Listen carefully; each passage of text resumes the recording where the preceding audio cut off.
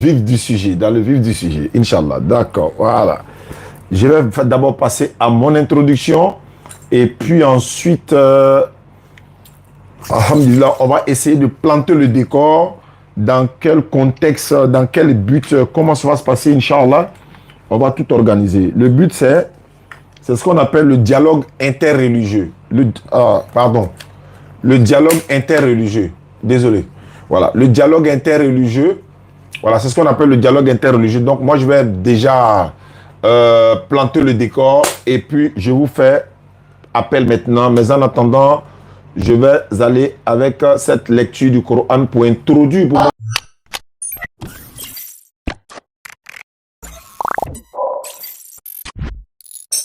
Pour montrer le thème même du sujet. أعوذ بالله من الشيطان الرجيم بسم الله الرحمن الرحيم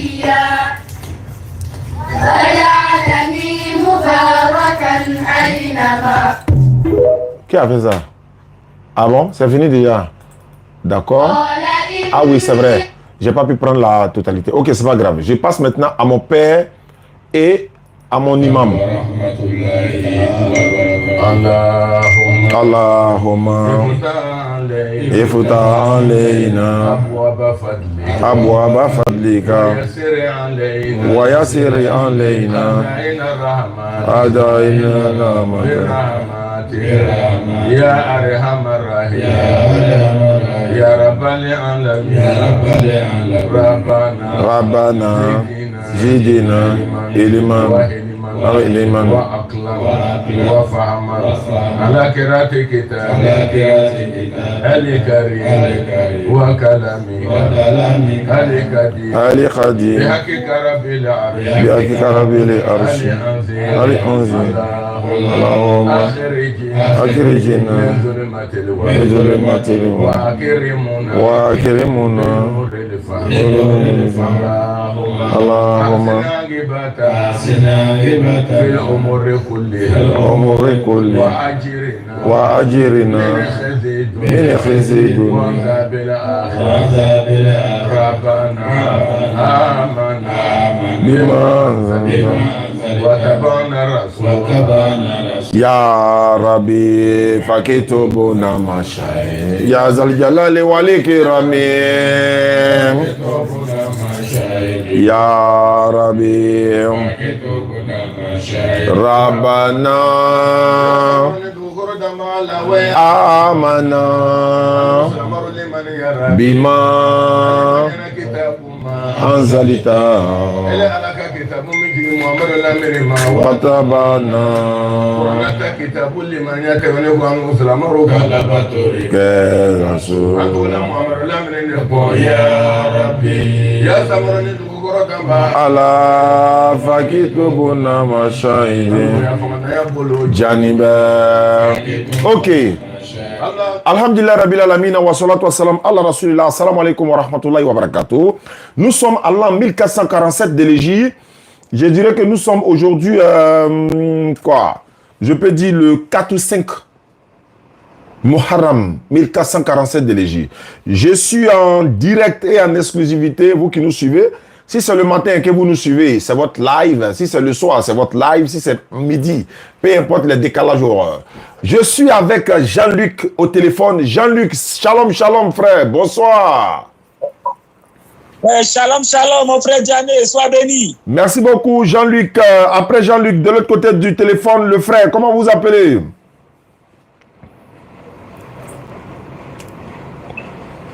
Je vous demande, voilà, alors, comment... Oui? De Jésus. J'ai pas compris? S'il te plaît. Disciple de Jésus. Ah, disciple de Jésus, ok, il n'y a pas de souci. L'autre frère musulman qui est en haut, comment vous appelez? Je m'appelle Amine. Amine. D'accord, Alhamdulillah Rabbil Alamin. Merci d'être là ce soir, tous ceux qui nous suivent à travers le monde. Le thème de ce soir est un thème capital. Donc Jean-Luc m'a appelé tout à l'heure. Il dit qu'ils étaient en train d'échanger en interne, voilà, sur un sujet très sensible. TikTok n'aime pas ce genre de sujet-là, mais on va essayer quand même. Dans le cas contraire, s'il y a des avertissements, on va stopper TikTok parce qu'on est en direct sur YouTube actuellement et Facebook.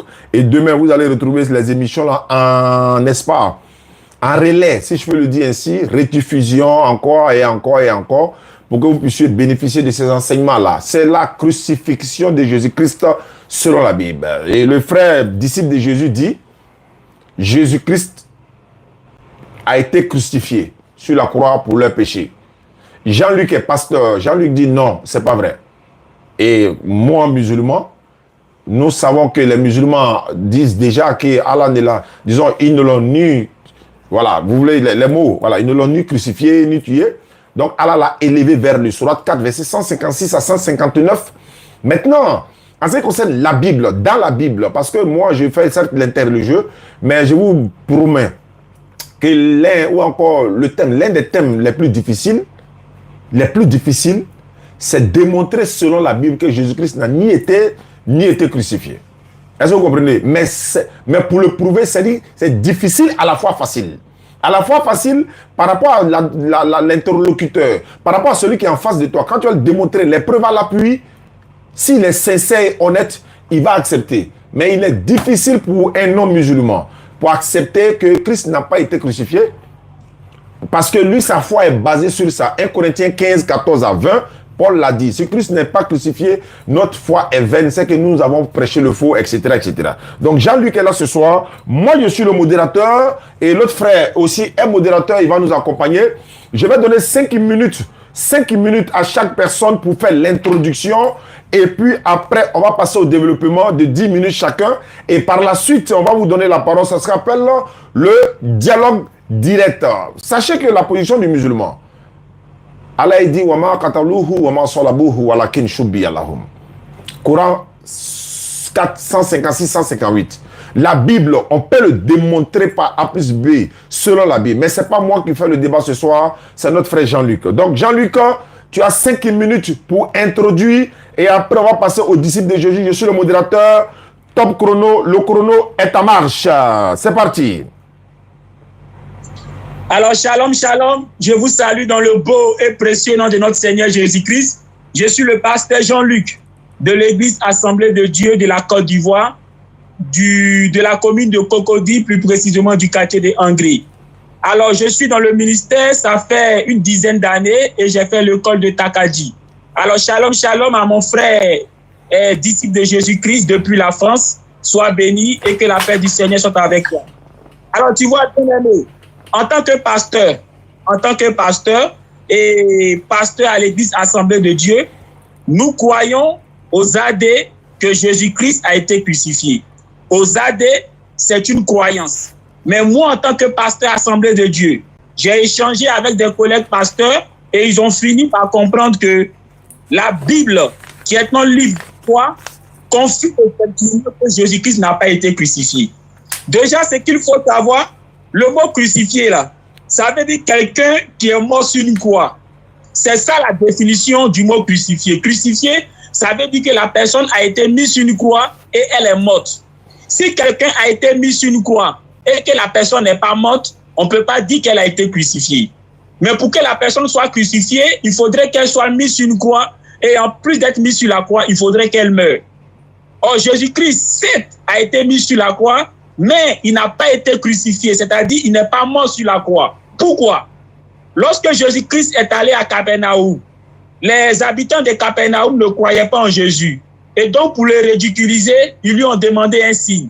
Selon le récit de Matthieu chapitre 12, le verset 39 à 40, Jésus, sachant que ces habitants de Capernaum avaient posé la question, non pas pour voir un signe, mais pour le ridiculiser, il leur a dit, génération incrédule, aucun signe ne vous sera donné, si ce n'est le signe de Jonas. Car, de même que Jonas a fait 3 jours, 3 nuits au sein du poisson, lui également, il fera 3 jours, 3 nuits au sein de la terre. Mais dis-moi bien aimé, quand Jonas était 3 jours, 3 nuits au sein du poisson, était-il mort ou bien il était en syncope, c'est-à-dire il était évanoui?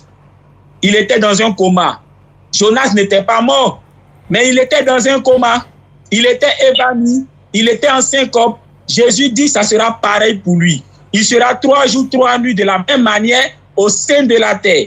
Et après les 3 jours que Jonas a passé dans le ventre du poisson, que s'est-il passé? Le poisson l'a vomi et il est revenu en lui-même. il a été réveillé de son coma, il a été réveillé de son syncope, il a retrouvé ses sens. De même aussi Jésus-Christ, après ces 3 jours, 3 nuits qu'il a passé au sein de la terre, étant inconscient, étant dans le coma, tout comme Jonas, le 3e jour, Dieu l'a réveillé. Dieu lui a fait retrouver son bon sens. Dieu a fait qu'il a retrouvé ses facultés. Car, dit-il, il a été au sein de la terre de la même manière que Jonas a été au sein du poisson. Donc, pour que la prophétie de Jonas se réalise en Jésus, il fallait que Jésus ne soit pas mort, mais qu'il soit évanoui, qu'il soit en coma, qu'il soit en syncope. En science, on parle de mort clinique. Une mort clinique, c'est le coma, c'est le fait d'être évanoui, c'est le fait d'être en syncope. C'est différent de la mort biologique où cette mort-là, on se décompose. C'est-à-dire que quand tu es mort de façon biologique, ton corps se décompose. Jésus-Christ n'était pas mort biologiquement. La mort biologique, c'est la vraie mort. Mais la mort clinique, c'est le coma, c'est le fait d'être évanoui, c'est le fait d'être en syncope. C'est cette mort-là que Jonas a connue. Jonas n'était pas mort, mais il était dans le coma. Il était cliniquement mort. Raison pour laquelle le 3e jour, il a retrouvé ses sens, le poisson l'a vomi. Jésus-Christ aussi n'était pas mort, mais il était cliniquement mort. Raison pour laquelle le 3e jour, il a retrouvé ses sens. Dieu lui a fait retrouver toutes ses facultés. Le texte de Matthieu chapitre 27. Il te reste 30 secondes. Bon, je m'arrête là. Voilà, donc je vais utiliser les 30 secondes avant qu'il va développer encore. On va donner les mêmes 5 minutes d'introduction à le frère disciple de Jésus. Voilà, Jean-Luc a parlé de beaucoup de choses, il a développé un peu. Donc comme ceux qui sont en train de nous suivre actuellement sur Dawa dans la rue de TikTok Oustaz Diané là, c'est à cause des propos là que je ne suis pas allé sur l'autre page officielle parce qu'on ne sait jamais. Les propos qui vont sortir dans ce thème-là sont un peu lourds en fait. Donc c'est pour ça que je suis venu ici. L'autre page là, on a qu'à rester tranquille. Donc Aïcha, signale à tout le monde de venir ici rapidement sur le TikTok. Voilà. Et après, je vais passer un communiqué.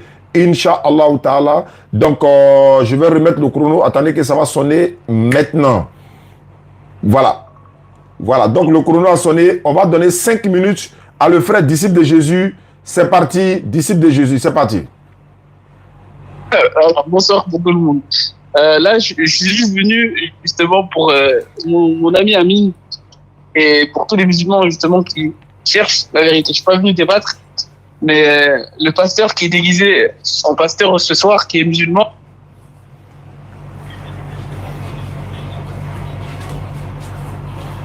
mes paroles simples. Et on va aller au point directement. Je suis pas là pour débattre. Je suis venu là pour prêcher l'évangile. Alors, on va aller dans Marc 8, 31. Tous les musulmans et toutes les personnes qui écoutent, allez en même temps avec moi. On va voir les paroles de Jésus. Lui-même, qu'est-ce qu'il a dit. Donc, Marc 8, 31. Alors, il commença à leur apprendre qu'il fallait que le Fils de l'homme souffre beaucoup, qu'il fût rejeté par les anciens, par les principaux sacrificateurs et par les scribes, qu'il fut mis à mort et qu'il ressuscita 3 jours après. Ça, c'est Jésus-Christ qui dit clairement qu'est-ce qui va se passer. Donc, il allait mourir, qu'il allait être rejeté, puis il allait revenir à la vie. Et pour clôturer, pour pas comprendre aux gens, il est en train de parler de mort, je sais pas quoi, il y a 2 types de morts. La mort, pour toutes les personnes qui sont dans le live, tapotez, hein, les mots qui sortent là. Quand tu meurs, tu ne cesses pas d'exister. On va tous mourir. Partagez, surtout partagez. Se retrouver face au jugement de Dieu. La Bible dit justement, il est dit à l'homme de vivre une seule fois. Après si quoi vient la mort. Si vous ne partagez pas assez, après la les mort, propos là vont bloquer le live. Il y a bien le jugement. Quand on va mourir, la mort, c'est la séparation de l'esprit et du corps. Quand on va mourir, le corps va rester. L'esprit, il continue de vivre. L'esprit ne va pas mourir. C'est pour ça que dans Matthieu 27, je ne vais pas tout le dire, mais pour toutes les personnes qui est dans le live, lisez à partir du verset 32. Là, il vous explique clairement la crucifixion de Jésus. Et quand vous vous arrêtez au verset 50, Jésus poussa de nouveau un grand cri et rendit l'esprit. C'est-à-dire que là, il est mort physiquement. Il a arrêté de respirer. Il ne vivait plus. Il était mort physiquement. Donc, cliniquement mort. Il n'était pas dans le coma ou dans je ne sais pas quoi. Il était physiquement mort. Et pour les personnes qui connaissent la Bible, après cette mort, il y a Nicodème qui est venu justement avec un autre juif prendre son corps et l'imbiber d'aromates. Parce que les morts, les Juifs, quand ils étaient morts à l'époque, on devait imbiber leur corps d'aromates, justement pour éviter que le corps pourrisse vite. Donc quand le faux pasteur qui est musulman vous dit que Jésus-Christ n'est pas crucifié, il va contre la base de la chrétienté. Il va contre la base justement de ce qui s'est passé historiquement. Parce que même les personnes qui ne croient pas que Jésus-Christ est Dieu, les historiens attestent que Jésus-Christ était bien crucifié sur une croix romaine. Il est mort. C'est pour ça qu'aujourd'hui, on est en 2025, après la naissance, la mort et la résurrection de Jésus-Christ. On n'est pas en 2025, après son évanouissement ou son endormissement, il est vraiment réellement mort. Donc moi, je ne suis pas venu justement débattre, encore une fois, je suis venu justement pour que les gens se tournent vers la vérité. Parce que Jésus-Christ a dit, je suis le chemin, je suis la vérité, je suis la vie. Aujourd'hui, tous, on a péché contre Dieu. Et chaque péché qu'on a commis contre Dieu, on devra rendre des comptes. Et personne ne peut pas payer ces comptes-là. Quand Adam et Ève, ils ont péché, ils ont été séparés de Dieu directement. Parce que Dieu est saint. Dieu dit, dans sa loi, que le salaire du péché, c'est la mort. Tous, il y a une seconde mort qui nous attend, c'est le lac de feu, l'enfer. Tous qui a péché contre Dieu, vous ne pouvez pas payer votre place à Dieu. Vous pouvez faire 1000 hasanat que vous voulez, il n'y aura pas assez de bonnes actions pour effacer vos mauvaises actions. Il te reste 1 minute. Parce que Dieu est juste. Pas de souci. Je vais profiter justement pour prêcher l'évangile. Dieu est juste. C'est-à-dire que Dieu doit punir le coupable. Quand tu pèches devant Dieu, tu ne peux pas payer Dieu. C'est comme si tu venais devant un juge, tu disais, madame la juge ou monsieur le juge, je sais que j'ai commis le crime, mais j'ai fait plein de bonnes choses dans ma vie. Oubliez le crime que j'ai commis et rappelez-vous de mes bonnes choses. Un bon juge et un juste juge, même s'il a la peine pour vous, il est obligé d'appliquer la loi. La loi dit que chaque criminel mérite une condamnation. Devant Dieu, Dieu est juste. Un seul péché nous sépare de Dieu. Il n'y a pas 1000 péchés qui nous séparent de Dieu. Il n'y a pas 1000 péchés qui nous condamnent à l'enfer. Un seul péché. C'est pour ça qu'Adam et Ève, ils n'ont pas péché 40 000 fois. Ils ont péché une seule fois et tout de suite, ils ont été rejetés de la présence de Dieu parce que Dieu est saint. Et Dieu demande justement que le coupable paye le prix. Mais Jésus-Christ est venu payer ce prix à votre place. Et sa parole dit justement, demandez-lui. Demandez et vous recevrez. Si vous ne croyez pas en mes paroles, croyez en Jésus. Jésus dit, toute personne qui vient à lui ne le rejettera pas. Donc faites appel au nom de Jésus, vous serez sauvés. Le temps est fini. Ça, c'est tout ce que je voulais dire. D'accord. Merci beaucoup. Il a donné son développement. Salut. Oui? Salam. Oui, c'est bon? Ok. Merci pour les 5 minutes. Je suis le modérateur, mais je voulais corriger quelque chose. Jean-Luc n'est pas musulman. Qui est parti là?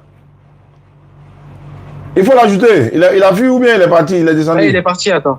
Non, il n'a pas venir. Ah, tu ne peux pas venir. Tu vas venir prêcher l'évangile et puis après poser question. Voilà, parce qu'il y a ce que vous dites et puis il y a ce qui est écrit. Voilà, donc on est devant voilà, le peuple. Voilà, les fidèles sont là, musulmans comme chrétiens, ils doivent découvrir la vérité. Voilà, on va passer maintenant aux 10 minutes. Tu le sonnes? Ouais, il faut le sonner. Il ne faudrait pas qu'il parte comme ça. Après qu'on ait lancé le live, c'est pas normal. Alors, on s'était mis d'accord. Donc, je pense que soit il a reçu un appel, Ah, il est là. Ah, tu avais reçu un appel. Ok, il n'y a pas de souci. Ou bien, bon, je sais pas. D'accord. Donc, comme je voulais préciser, Jean-Luc n'est pas musulman. Je voulais vous préciser, il n'est pas musulman. Pourquoi? Il est pasteur. Il le dit lui-même. À quoi c'est il a quoi mentir? Si le jour il va se convertir en islam, ça serait une grande chose même pour la communauté musulmane. Il y a prophète, le prophète Guillaume Kofi qui dit Jésus n'a pas été crucifié. Il y a beaucoup de chrétiens qui le disent. Les témoins de Jéhovah disent Jésus n'est pas Dieu. Est-ce qu'ils sont musulmans pour autant? Non, il ne faut pas faire ça parce que quelqu'un n'est pas d'accord avec toi. Sur ce principe-là, tu dis qu'il devient musulman automatiquement. Non, je voulais corriger cela. Jean-Luc, voilà le point du frère. Tu as 10 minutes. Maintenant, on commence les 10 minutes maintenant. Top chrono, c'est parti. Jean-Luc, tu as 10 minutes. Voilà. Alors, shalom. Bien aimé, j'ai bien compris ton développement de 5 minutes. Alors, on va revenir sur le récit de Matthieu chapitre 12, le verset 39 à 40. Jésus dit à ses contemporains qu'aucun signe leur sera donné si ce n'est le signe de Jonas. Et il dit, de même que Jonas a été 3 jours, 3 nuits au sein du poisson, de même lui, Jésus, il sera 3 jours, 3 nuits au sein de la terre. Mais est-ce que Jonas, quand il était au sein du poisson, là, était-il mort ou bien il était en syncope, c'est-à-dire qu'il était évanoui? Jonas n'était pas mort. Jonas était évanoui. Alors Jésus dit, ça sera pareil pour lui. Il sera comme Jonas au sein de la terre. Maintenant, si Jésus-Christ, contrairement à Jonas, lui, il est mort, est-ce qu'on peut dire qu'il a accompli la prophétie de Jonas? Non. Parce que lui-même, il le dit en Matthieu chapitre 12, le verset 39 à 40, que lui, Jésus, il sera comme Jonas au sein de la terre. Or, Jonas, dans le poisson, n'était pas mort, il était évanoui. Juste pour dire que lui, Jésus-Christ, il ne serait pas mort, mais il serait évanoui. Il serait en syncope. Maintenant, mon bien-aimé, tu as cité le texte de Marc, chapitre 3, où Jésus a dit qu'il sera frappé, qu'il sera tué et qu'il va ressusciter. C'est en cela que je te dis quelque chose. Tu sais, la Bible dit quoi? Que la nuit où Jésus-Christ a été arrêté, selon le récit de Matthieu chapitre 26, cette même nuit, tous les disciples ont fui. Tous les disciples ont fui. Et même le dernier qui a osé rester, Pierre, a fini par renier Jésus 3 fois et il est parti. Maintenant la question, étant donné que tous les disciples ont fui, qui sont ceux qui ont rapporté les événements de Golgotha aux disciples? Parce qu'ils ont tous fui. Donc ils n'étaient pas témoins oculaires, ils n'étaient pas sur les lieux pour voir ce qui s'était passé ce jour-là. Parce qu'eux tous ont fui. Donc, il a fallu que des gens les rapportent ce qui s'est passé à Golgotha. Maintenant, juste pour te dire quelque chose, quand tu prends le récit de Matthieu, le récit de Marc, le récit de Luc, le récit de Jean, le récit de tous les 4 évangiles concernant ce qui s'est passé à Golgotha, tu te rends compte que le récit de l'un n'est pas unanime avec le récit de l'autre. Autrement dit, les 4 là, ce qu'ils racontent sur ce qui s'est passé à Golgotha là, ils se contredisent les uns les autres. Tu vois. Maintenant, un autre événement. La nuit où Jésus a été arrêté, la Bible dit que Jésus-Christ a supplié Dieu. Il a prié. Et ce jour-là, sa sueur est devenue comme du sang. Et qu'est-ce qu'il a demandé à Dieu? Il a demandé à Dieu d'éloigner cette mort de lui. Il a prié Dieu de faire en sorte que lui, Jésus-Christ, là, il ne meurt pas. Vous voyez. Et le texte de Hébreux chapitre 5, le verset 7 dit quoi?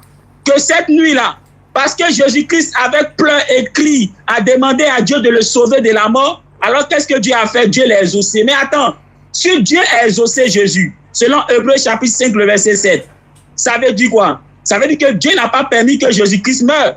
Parce que Jésus-Christ, cette nuit-là, il a prié 3 fois. Et Hébreux chapitre 5, le verset 7 dit que Dieu l'a exaucé. Vous voyez? Donc, pour que Dieu l'exauce, il faudrait que Dieu fasse en sorte qu'il ne meure pas. Or, Jésus-Christ, avant même qu'on l'arrête, il a dit en Matthieu chapitre 12, le verset 39 à 40, que lui, Jésus-Christ, il n'allait pas mourir, mais il allait être comme Jonas au sein de la terre. Car Jonas n'était pas mort dans le poisson. De même aussi, lui aussi ne serait pas mort, mais il serait évanoui. Tu vois, bien-aimé, tu as parlé des aromates. Mais attends, c'est à quel moment les femmes sont allées à la tombe avec les aromates? C'est le dimanche matin. Et lorsqu'elles sont parties à la tombe avec les aromates, qu'est-ce qui s'est passé? Jésus-Christ était déjà, n'était plus dans la tombe. Donc Dieu n'a même pas permis que ces femmes embaument le corps de Jésus-Christ avec les aromates. Mais ça doit nous parler. Si Jésus-Christ était vraiment mort, pourquoi Dieu n'a pas permis aux femmes là d'embaumer Jésus-Christ? C'est-à-dire, elles vont à la tombe avec les aromates, et puis elles arrivent à la tombe, elles voient qu'il n'est plus dans la tombe. Pourquoi Dieu n'a pas permis que ces femmes-là l'embaument? C'est un message pour dire que Jésus-Christ n'était pas mort. Maintenant, quand on prend le récit de Jean, Jean chapitre 19, le verset 27 à 34, ce récit nous montre que Jésus-Christ n'était pas mort. Parce que dans ce récit, nous avons la chronologie des événements qui se sont passés le jour où Jésus était sur la croix. Jean nous dit quoi? Que ce jour-là, Jésus-Christ a été mis sur la croix avec 2 brigands. Je rappelle, être mis sur la croix ne veut pas dire que tu es crucifié. Le fait qu'on a mis quelqu'un sur la croix, ça ne veut pas dire qu'il est crucifié, parce que crucifié signifie mourir sur une croix. Quelqu'un qu'on a mis sur une croix et qui n'est pas mort n'est pas crucifié. Donc lorsque les frères musulmans disent que Jésus n'a pas été crucifié, c'est vrai. Même s'il a été mis sur une croix, mais du moment où il n'est pas mort sur la croix, on ne peut pas dire qu'il a été crucifié. Jésus-Christ n'est pas mort sur la croix, donc il n'a pas été crucifié. Alors qu'est-ce qui nous permet de dire qu'il n'a pas été crucifié quand bien même qu'il a été mis sur la croix?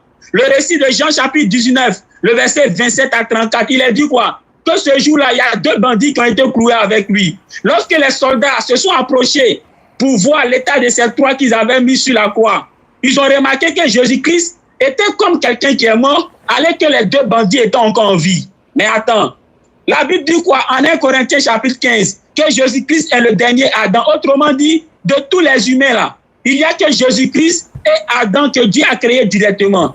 Nous, les humains, là, nous sommes créés par procréation. Mais Jésus et Adam, là, ils ont été créés directement par Dieu. Autrement dit, Jésus et Adam là, sont des êtres humains solides.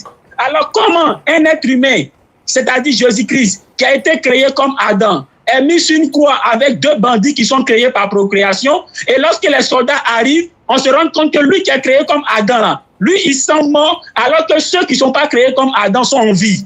C'est bizarre. C'est pour ça que, quand bien même que les soldats sont arrivés et qu'ils ont vu que Jésus-Christ était comme mort, qu'est-ce qu'ils ont fait? Pour montrer qu'ils n'étaient pas sûrs qu'il était mort, la Bible dit quoi? En Jean chapitre 19, toujours le verset 27 à 34, ils ont pris une lance et ils ont percé Jésus sur le côté. Quand ils l'ont percé sur le côté, qu'est-ce qui est sorti? Du sang et de l'eau. Bien-aimé, demande à tous les médecins, à tous les scientifiques, lorsque quelqu'un, on le perce et puis le sang et puis l'eau sort là, ça veut dire quoi?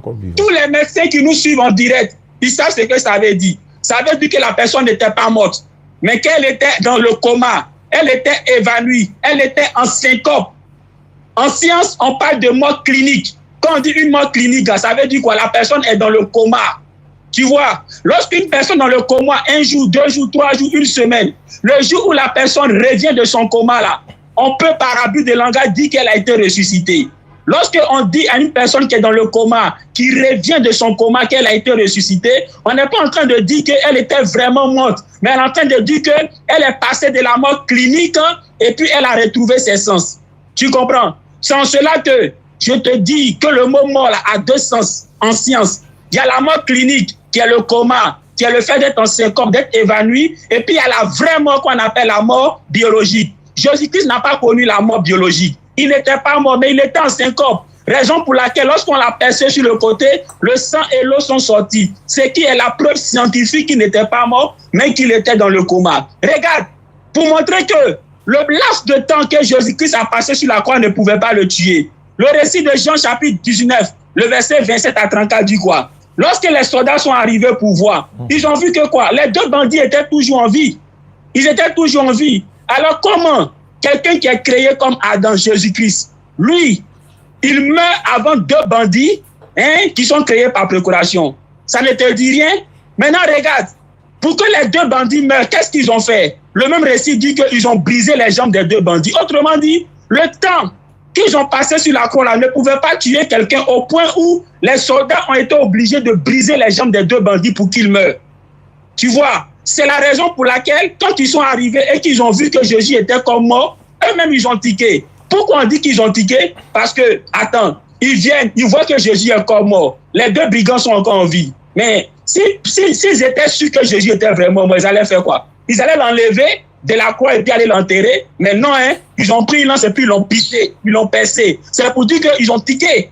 Ils ont tiqué. Et lorsqu'on le pèse, le sang et puis l'eau sort. 1 minute. Les scientifiques nous disent, lorsqu'on pèse quelqu'un et puis le sang et puis l'eau sort là, ça veut dire que la personne n'est pas morte, qu'elle est en syncope. Il faut te renseigner auprès de tes frères et sœurs qui sont en science. Ils vont te le dire. Tu vois, bien aimé, Jésus-Christ a été mis sur la croix, mais il n'a pas été crucifié. Il n'est pas mort. Parce qu'il fallait que la prophétie de Jonas se réalise. Cette prophétie disait que Jonas, là, de même qu'il a fait 3 jours au sein du poisson, là, ça sera pareil pour Jésus. Tu vois, le fait de tuer Jésus, là, n'a jamais été la volonté de Dieu. Jean chapitre 8, Jésus dit aux Juifs, vous voulez me tuer, car vous voulez accomplir le désir de votre père, le diable. Tuer Jésus, là, c'est l'œuvre du diable. C'est l'œuvre du diable.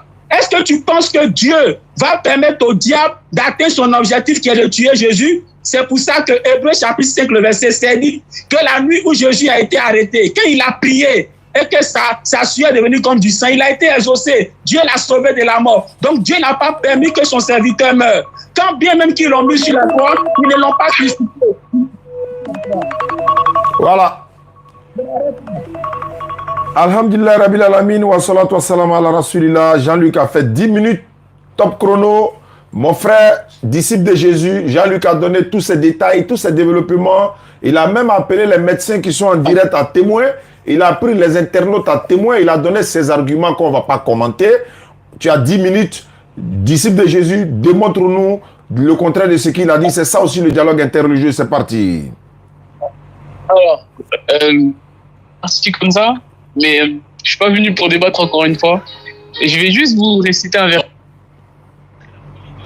Ce qu'il est en train de dire. Donc, je sais pas si c'est un sketch ou c'est organisé ou...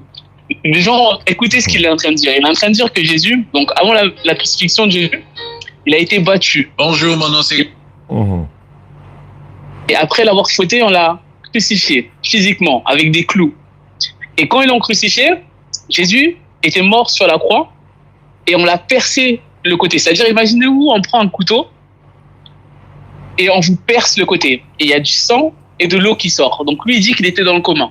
À l'époque, il n'y avait pas de médecin comme maintenant, il n'y avait pas d'urgence comme maintenant. Donc lui, après tout ça, lui dit que Jésus était juste dans le coma. Et miraculeusement, il est sorti du coma, intact, sans rien du tout. Et il est en train de vous faire croire que Jésus-Christ, encore une fois, n'est pas mort, d'après ces théories scientifiques qui ne sont pas bibliques. Mais moi, je vais vous sortir une prophétie dans Isaïe. Je ne vais pas parler beaucoup, je ne vais pas faire 5 minutes. Je veux juste que les personnes se tournent vers la vérité, parce que moi, je ne suis pas venu jouer. Là, ce n'est pas un débat, c'est vos âmes qui est en jeu. Si aujourd'hui, Jésus-Christ est le chemin, et sa parole dit justement que toute personne qui ne croit pas en lui, c'est-à-dire qui ne croit pas en son œuvre à la croix, qu'il est mort et ressuscité pour le pardon des péchés, mourra éternellement en enfer. C'est vos âmes qui sont en jeu. Moi, je n'ai rien à gagner. Je n'ai pas d'hasanat, je n'ai rien du tout à gagner, mes frères. Moi, je veux juste que vous fassiez une seule chose. Au lieu d'écouter les gens débattre, prenez l'évangile, commencez par l'évangile de Jean et lisez de vous-même. Qu'est-ce qui s'est passé? Lisez de vous-même, ou vous laissez détourner par des personnes soi-disant pasteurs et déguisés en pasteurs ce soir, et or que c'est un musulman. Bref, je vais vous prendre une prophétie qui a été dans Isaïe 53. On va lire l'Isaïe 53 entier. Et ça vous explique, ça c'est avant le Nouveau Testament, pour les gens qui ne connaissent pas. Ça c'est la prophétie sur le Messie. Donc qu'est-ce qu'il devait traverser? Ça c'est vous expliquer avant même Jésus. Ça c'est des années, des milliers d'années, des centaines d'années avant que Jésus arrive. Donc on va les lire entièrement. Et après je vais m'arrêter là. Alors, on commence par Isaïe 53, tout le chapitre entier. Qui a cru en notre prédication? À qui le bras de l'Éternel a-t-il été révélé? Il a grandi devant lui, comme une jeune plante, comme un rejeton qui sort de la terre, d'une terre toute sèche. Il n'avait ni beauté ni splendeur, propre à attirer nos regards, et son aspect n'avait rien pour nous plaire. Méprisé et délaissé par les hommes, homme de douleur, habitué à la souffrance, il était pareil à celui face auquel on détourne la tête. Nous l'avons méprisé, nous n'avons fait aucun cas de lui. Pourtant, ce sont nos souffrances qu'il a portées, ce sont nos douleurs qui s'est chargé. Et nous l'avons considéré comme puni, frappé par Dieu et humilié. Mais lui, il a été blessé à cause de nos transgressions, brisé à cause de nos fautes. La punition qui nous donne la paix est tombée sur lui. Et c'est par ces blessures que nous sommes guéris. Nous étions tous comme des brebis égarées. Chacun suivait sa propre voie. Et l'Éternel a fait tomber sur lui nos fautes à tous. Il a été maltraité. Il était humilié. Et n'a pas ouvert la bouche. Pareil à un agneau qu'on mène à l'abattoir, à une brebis muette devant ceux qui la tondent. Il n'a pas ouvert la bouche. Il a été enlevé sous la contrainte et sous le jugement. Et dans sa génération, qui s'est inquiété de son sort? Qui s'est soucié de ceux qui étaient exclus de la terre des vivants, frappés à cause de la révolte de mon peuple? On a mis son tombeau parmi les méchants, sa tombe avec les riches, alors qu'il n'avait pas commis de violence et qu'il n'avait pas eu de tromperie dans sa bouche. L'Éternel a voulu le briser par la souffrance. Si tu fais de sa vie un sacrifice de culpabilité, il verra une descendance et vivra longtemps. Et la volonté de l'Éternel sera accomplie par son intermédiaire. Après tant de troubles, il verra la lumière. Il sera satisfait par sa connaissance. Mon serviteur juste procurera la justice à beaucoup d'hommes, celui qui portera leurs fautes.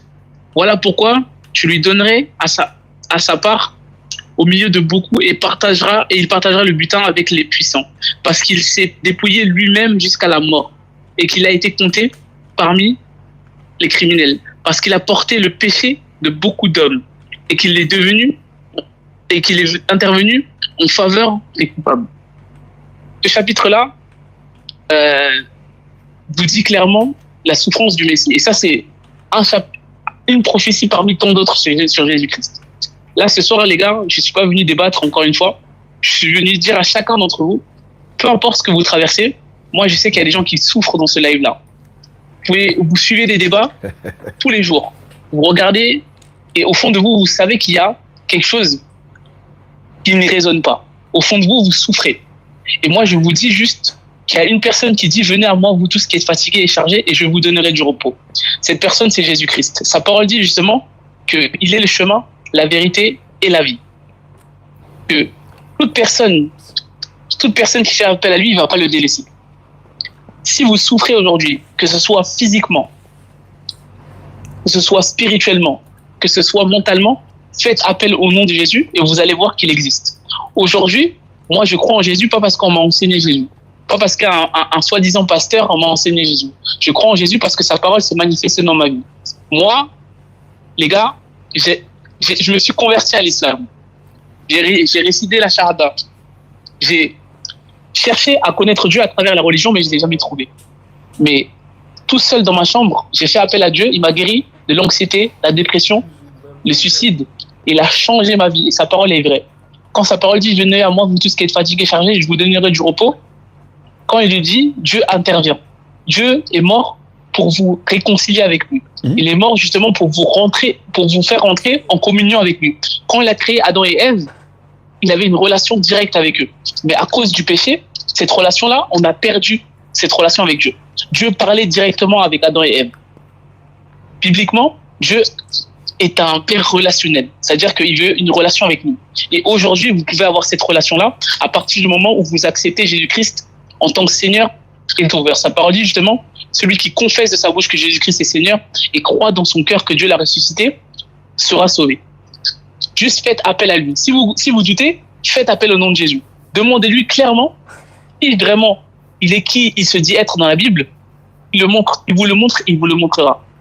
Je parle pas à n'importe qui, je parle à une personne en particulier. Cherche-le de tout ton cœur et tu vas le trouver. Fais appel à son nom et tu verras qu'il existe. Ne perds pas ton temps dans les débats. Ce qui compte, justement, c'est la vérité. Et Jésus a dit, je suis le chemin, je suis la vérité et je suis la vie. Il n'a pas dit, je suis l'un des chemins. Il a dit, je suis le chemin. Va vers lui et tu verras qu'il va te sauver. C'est tout ce que je voulais dire. Sur ce, passez une bonne soirée et que Dieu vous bénisse. Merci beaucoup. Il te restait encore 2 minutes. Hein? Tu as encore 2 minutes. C'est fini. Je ne suis pas venu pour débattre. Passez une bonne soirée. Bon, d'accord. Donc, si on doit passer une bonne soirée, ça veut dire quoi? Bon, tu es là. Dans bonne soirée, là, Jean lui va donner... Attends le son. Ok. Amin, je ne suis pas venu débattre, Amin. Non, ce n'est pas un débat. Nous, on veut découvrir... C'est pas un débat. Nous, on veut découvrir la vérité, c'est tout. Sinon, ce n'est pas un débat. Voilà. Si vous voulez découvrir la vérité, lisez les évangiles de vous-même. Laissez pas les gens interpréter l'évangile. Ouais, y a pas de problème. Lisez pour vous et vous allez voir ce que la parole de Jésus dit. Il n'y a pas de problème. Donc, comme tu l'as dit, mais tu attends quand même, comme on a déjà enclenché, Jean-Luc est là et tu as dit que Dieu est mort pour nous sauver. Bon, ça, Jean-Luc va essayer de parler de tout ça. Donc, normalement, on a fait... Bon, ce qu'on va faire, on a fait 10 minutes de part et d'autre. Comme le frère, j'ai l'impression qu'il veut partir. Mais bon, Jean-Luc, tu penses que tu vas développer ou bien on va faire le dialogue direct en même temps? Non, je vais développer rapidement, peut-être 2, 3 minutes, 5 minutes. Bon, d'accord. Puis... Voilà, donc Jean-Luc, à toi de développer. Sinon, normalement, tu as 10 minutes, il faut développer. Et puis, si tu n'as pas fini le temps, vous allez faire un dialogue direct parce que voilà, le frère pense que lui n'a plus rien à dire. Bon, pas beaucoup de choses. On va pouvoir se poser des questions. Peut-être dans la série de votre échange, on va découvrir encore d'autres vérités. Allons-y, c'est parti. Alors, bien-aimé depuis la France, shalom, shalom. Ça me fait plaisir de t'entendre dire ça parce que je suis pasteur. Et moi-même, au début, je croyais que Jésus-Christ est venu pour mourir. Parce que c'est ce qu'on nous enseigne un peu partout. Mais en lisant la Bible, j'ai compris que Jésus-Christ n'était pas venu pour mourir. Mais il est venu pour annoncer la bonne nouvelle. Luc chapitre 4, le verset 17. Lorsqu'il est allé dans la synagogue le jour du sabbat et qu'on lui a donné le rouleau d'Isaïe, il a fait la lecture pour dire que Dieu lui a donné son esprit afin de pouvoir annoncer la bonne nouvelle. Tu vois, le texte de Jean chapitre 3, le verset 16. Car Dieu a tant aimé le monde qu'il a envoyé son fils. Le Dieu qui a tant aimé le monde là, ce n'est pas lui qui est venu, mais il a envoyé son fils. Lorsqu'on parle des fils de Dieu, la Bible montre que même les anges sont fils de Dieu. Genèse chapitre 6, le verset 1 à 2. Adam est fils de Dieu. Luc chapitre 3, le dernier verset. Et bien aimé, à l'église, entre nous, on s'appelle enfant de Dieu. Juste pour dire que toi et moi, nous sommes fils de Dieu. Donc Dieu a plusieurs fils. Et parmi ces fils, Jésus en fait partie. Juste pour dire que fils de Dieu signifie quoi? Serviteur de Dieu. Donc Dieu a tant aimé le monde qu'il a envoyé son fils, son serviteur, afin que quiconque croit en lui, Jean ne dit pas afin que quiconque croit en sa mort. Donc Dieu n'a pas envoyé son fils pour que nous croyions en sa mort, mais pour que nous croyions en son fils. Croire en son fils, ça veut dire quoi? C'est croire que c'est Dieu qui l'a envoyé. Parce que quand Dieu l'a envoyé, Dieu lui a donné un message qui est l'évangile. Jésus-Christ dit en Luc chapitre 4, Dieu m'a envoyé pour annoncer la bonne nouvelle. Donc c'est cette bonne nouvelle que Jésus-Christ a communiquée là. C'est en cette bonne nouvelle que nous devons croire pour avoir la vie éternelle. Lorsque un scribe a demandé à Jésus, Maître, que dois-je faire pour avoir la vie éternelle? Jésus n'a pas dit, faut croire en moi pour avoir la vie éternelle. Il a dit, suis les commandements et tu auras la vie éternelle. Donc, après, il a dit, qu'est-ce qu'il a dit à la fin? L'apôtre Paul, en 1 Corinthiens chapitre 6, le verset 9, il dit, bien-aimés, ne savez-vous pas que les injustes n'hériteront pas du royaume des cieux? Ne vous trompez pas, les fornicateurs, les ivrognes, les idolâtres, c'est Paul qui parle, n'entreront pas dans le royaume des cieux. Donc Paul même, qui a parlé de la grâce là, il dit un ivrogne, un idolâtre, un fornicateur ne va pas entrer dans le royaume des cieux.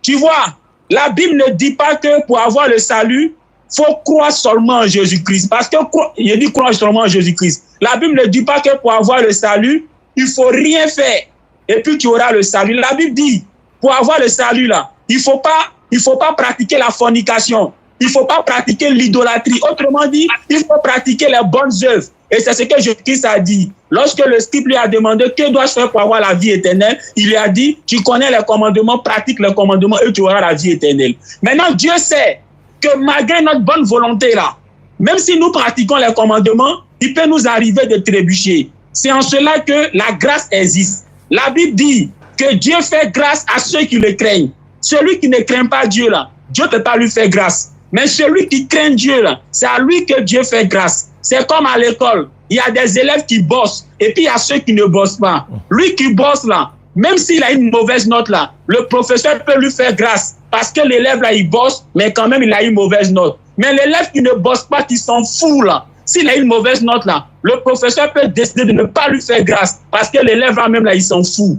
De même aussi, Dieu là, Phone 1 disconnected.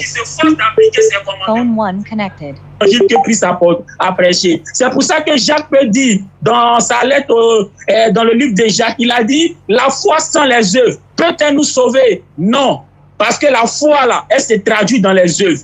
La foi là, la vraie foi selon la Bible là, elle se traduit dans les actes. Et Jacques dit quoi? Même Abraham, le père de la foi là, c'est à cause de ses actes qu'il a été appelé le père de la foi. Pourquoi? Parce qu'il ne s'est pas retenu à aller offrir son fils en sacrifice. Donc sa foi s'est traduite dans ses actes. Il a parlé de Rahab. Rahab aussi a manifesté la foi parce qu'elle a posé des actes en mettant à l'abri, on va dire, ces Hébreux qui étaient venus espionner Jéricho. Maintenant, je reviens sur le thème rapidement.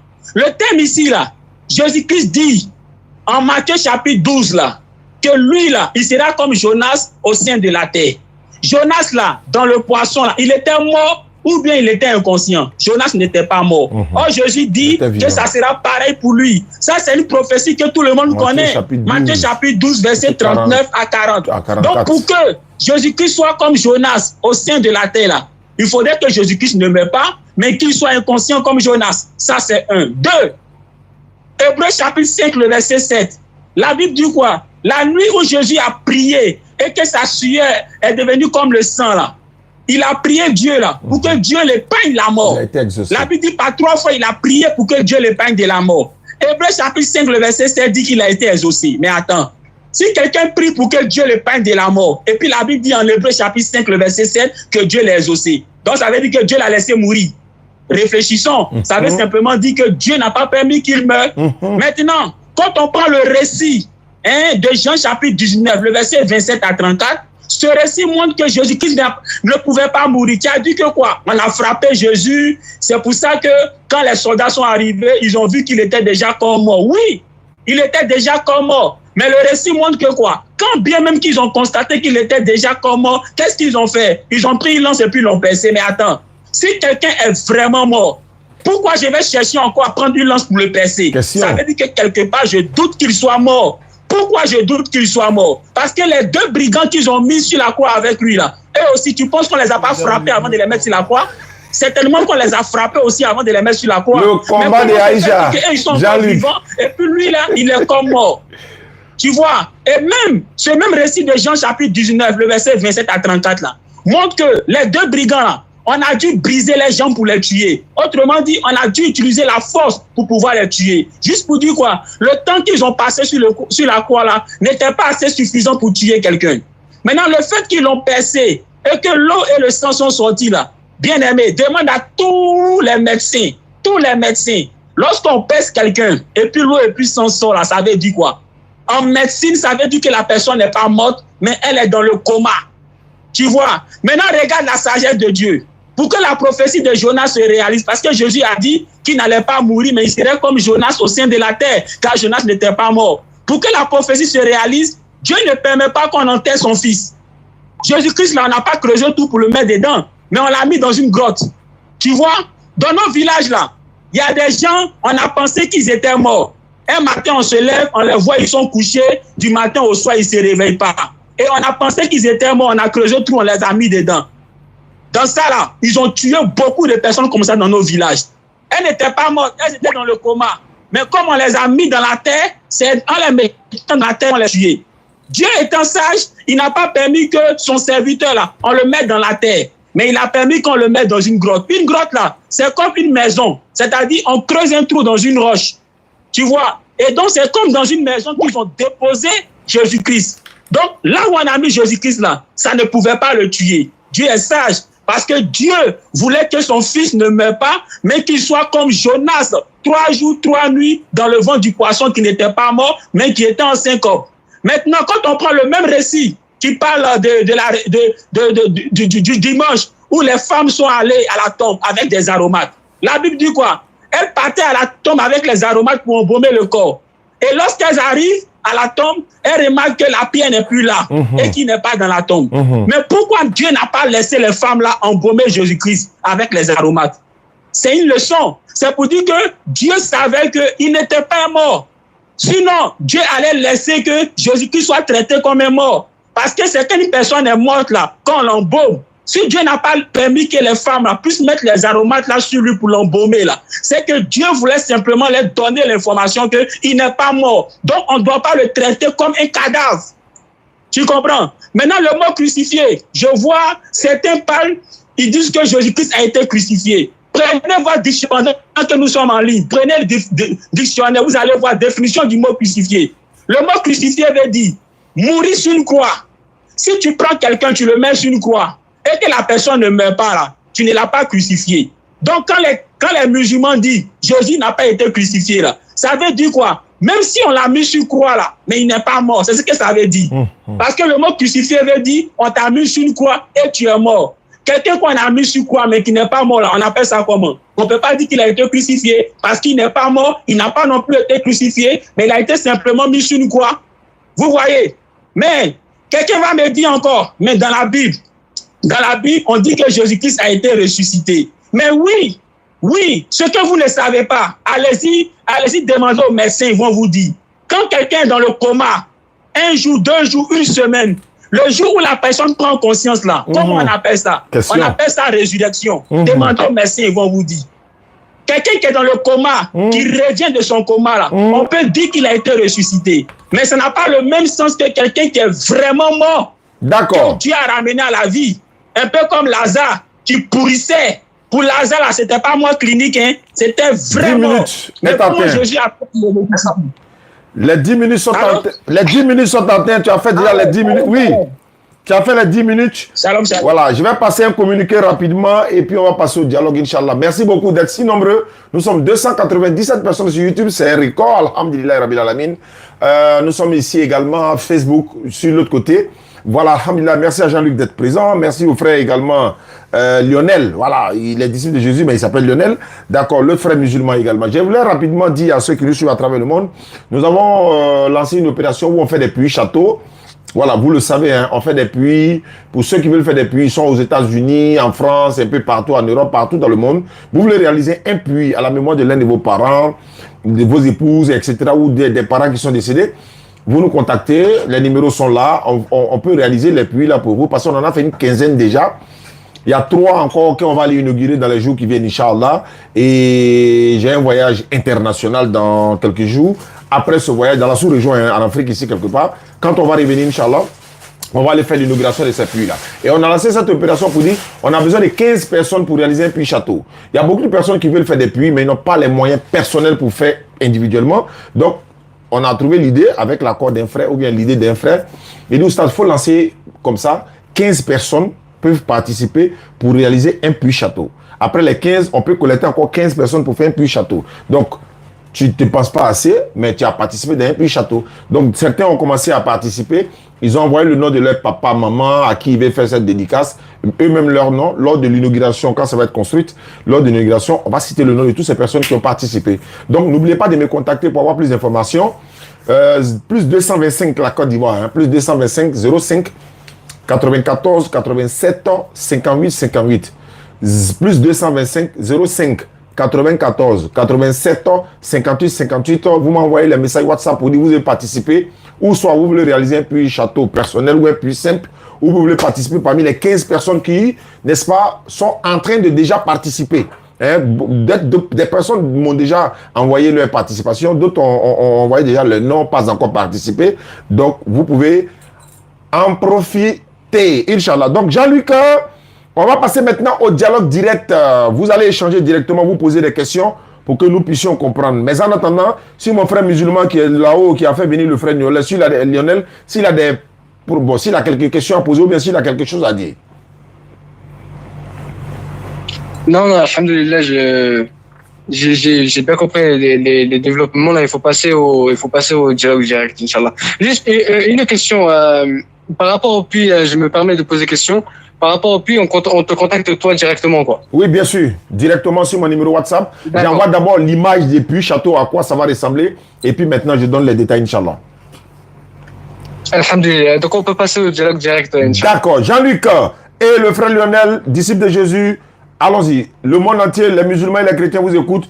Christ a-t-il été crucifié, oui ou non, selon la Bible? Allons-y. Alors, shalom, shalom. Mon frère, fils de Jésus, sois béni. Alors, tout à l'heure, tu as pris la prophétie de Isaïe 53. Cette prophétie-là, arrivée au verset 10, tu as remarqué quelque chose quand tu as pris ta Bible, version papier?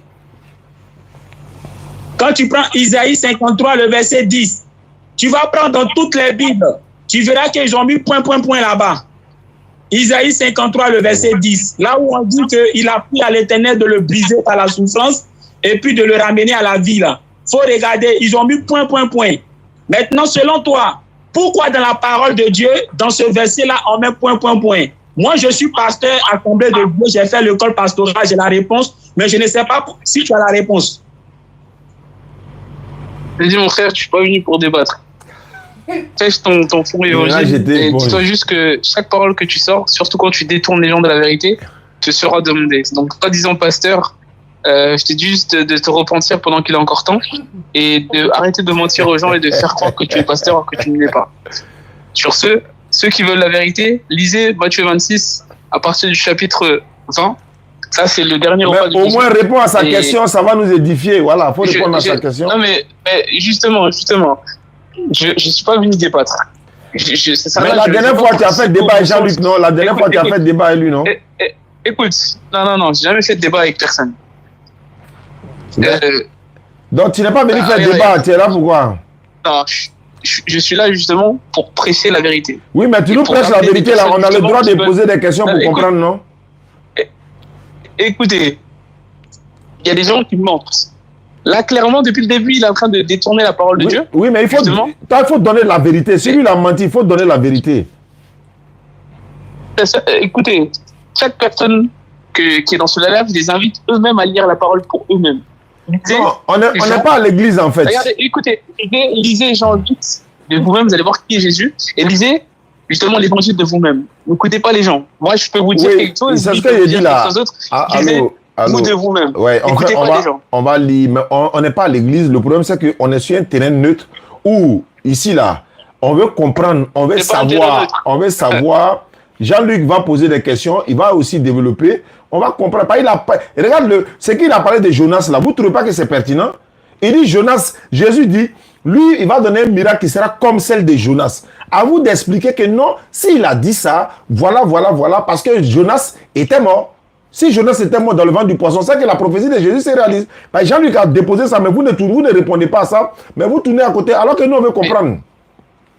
Mais regardez, il sort déjà ça de son contexte, premièrement. Voilà. Deuxièmement, quand je lui dis justement que Jésus lui-même a dit de sa bouche qu'il doit souffrir et mourir, il n'est pas plus clair que ça. D'accord, mais il va répondre à ça au moins. Attends, il va répondre à ça. Tu lui poses des questions et puis il va répondre, c'est pas mieux? Mais justement, regarde, il répond tout seul à ces questions. Moi, je lui dis juste que ce soi-disant pasteur qui est un musulman déguisé devant les gens. Arrête de le traiter comme ça, frère. Il t'a pas insulté, il t'a pas parlé mal. Faut pas le. Non, je l'ai pas traité. Je ne traite pas. Je dis la vérité. Tu dis soi-disant pasteur qui est musulman déguisé. Qu'est-ce que tu en sais? Mais regarde, mon frère. Un vrai pasteur. Donc quand quelqu'un vous contredit, c'est quelque chose, il est musulman. Faut pas faire ça. C'est pas non. C'est pas qu'il contredit. C'est qu'il va contraire à la parole de Dieu. Oui, mais attends, il va donner ses raisons. Attends, il va parler. Jean-Luc, c'est qui il est en train de dire là? On t'écoute maintenant. Voilà, on n'est pas là pour commenter, on est là pour preuve. Alors, mon frère, fils de Jésus, effectivement, je comprends ta réaction. Tu sais, même concernant la divinité de Jésus, tu es chrétien, je suis chrétien, moi je suis pasteur, j'ai fait l'école pastorale. Je sais que tu le sais à l'église. Lorsque les gens lisent leur Bible, ils remarquent dans leur Bible que Jésus n'est pas Dieu. Mais lorsqu'ils apportent, nous les pasteurs, pour nous demander, mais pourquoi nous on dit que Jésus est Dieu, alors que dans la Bible, Jésus n'a jamais dit qu'il est Dieu, très souvent on leur dit quoi? C'est un mystère. Pasteur, explique-moi Jean 1.1. Ok, Jean, explique-nous Jean 1.1. Explique-nous Jean 1.1. Ok, pasteur. Allez. Jean 1.1. Au commencement. C'est ça, lui, il aime même. Au commencement était la parole. C'est ça, Jean-Luc aime même. Dieu avant le commencement ou bien il est au commencement? Mais continue de lire. Continue de lire, s'il te plaît. Je réponds, bien aimé. Je précise, je suis pasteur à l'église Assemblée de Dieu. Non, c'est pas ton camarade. Voilà. On dit que au commencement était la parole. Est-ce que Dieu il est au commencement ou il est avant le commencement? Dieu est au commencement. Regarde, au commencement, ça ne veut pas dire que. Regarde, la parole existait déjà. Lis la suite, s'il te plaît. Au commencement, la parole existait déjà. C'est-à-dire qu'au commencement même. Compris. Écoute, au fait, lis les choses dans le contexte. Là, la parole est dit. Au commencement, la parole existait déjà. Donc, au commencement même, elle était déjà là, la parole. Le thème de crucifixion est trop lourd. Et puis de deux, ça touche sa foi. Avant le commencement, qui existait? La parole. Avant le commencement, c'était la parole qui existait? Oui. Continue de lire. Quand le même verset de Jean, chapitre 1, le verset 14 dit que la parole a été... Non, je te pose la question. Pasteur, lis, s'il te plaît. Tu vois, maintenant, il appelle pasteur. S'il te plaît.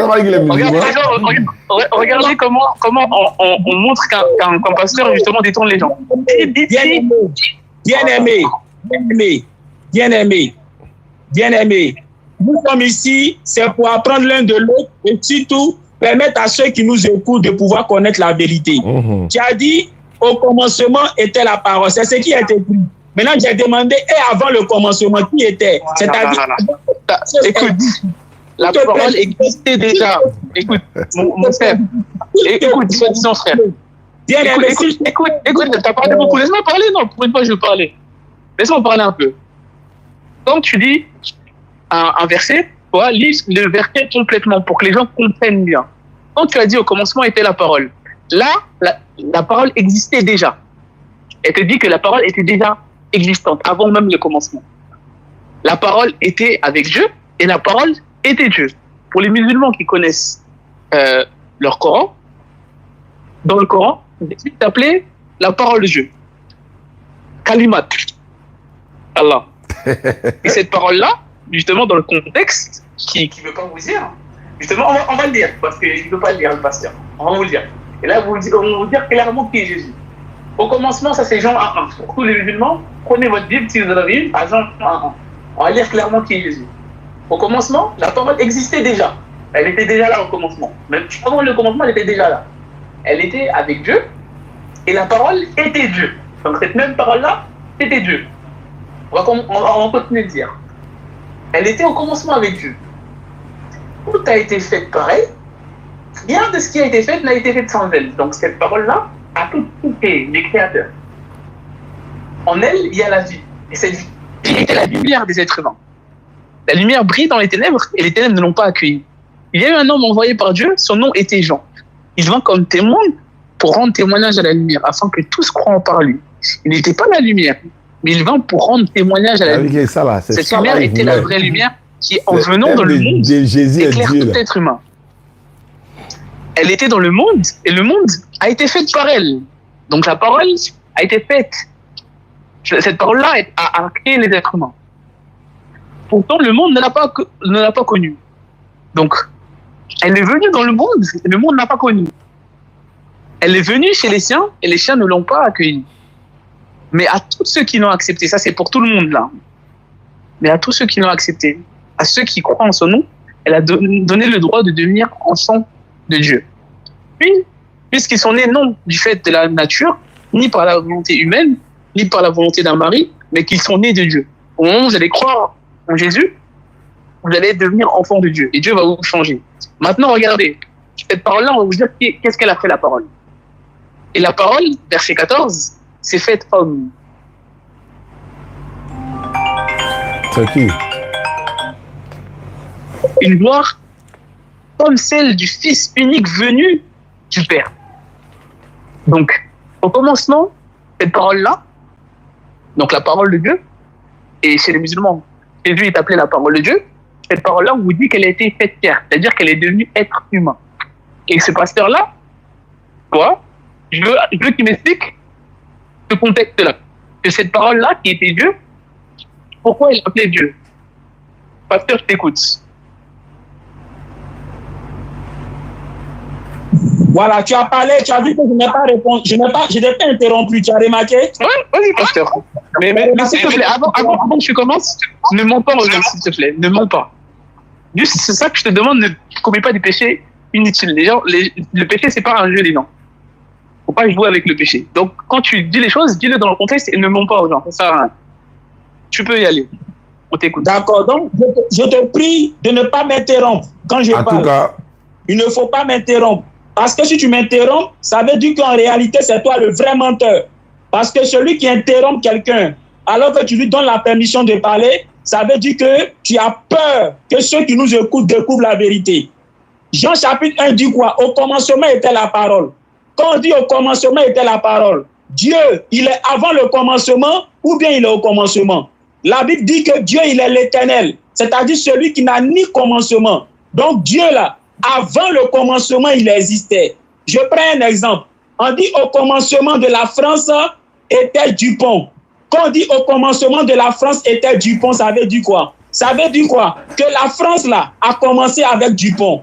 Donc Dupont est le premier citoyen de la France. Donc lorsqu'on dit au commencement était la parole, c'est pour dire que de tout ce que Dieu a créé là, ce qui a créé en premier, ce qui fut en premier là, c'est la parole. Donc la parole est la première œuvre de Dieu. Or, est-ce que Dieu, il existait de toute éternité ou bien il y a un moment qu'il a commencé à exister? Non. Mais le verset dit quoi? La parole qui fut au commencement là, elle était avec Dieu. Le Dieu avec qui la parole était là, c'est qui? Si la parole là est Dieu lui-même, le Dieu avec qui la parole était là, c'est qui? Maintenant, après, ils ont dit, et la parole est Dieu. C'est là que toi, tu ne comprends pas. Je prends un exemple. On dit, fils de Jésus, comme ça tu t'appelles. Fils de Jésus était avec l'Américain. Et fils de Jésus était américain. Je répète, fils de Jésus était avec l'Américain. Et fils de Jésus était américain. Tu comprends? Quand on dit fils de Jésus était avec l'Américain, l'Américain avec qui tu étais là, ce n'est pas toi.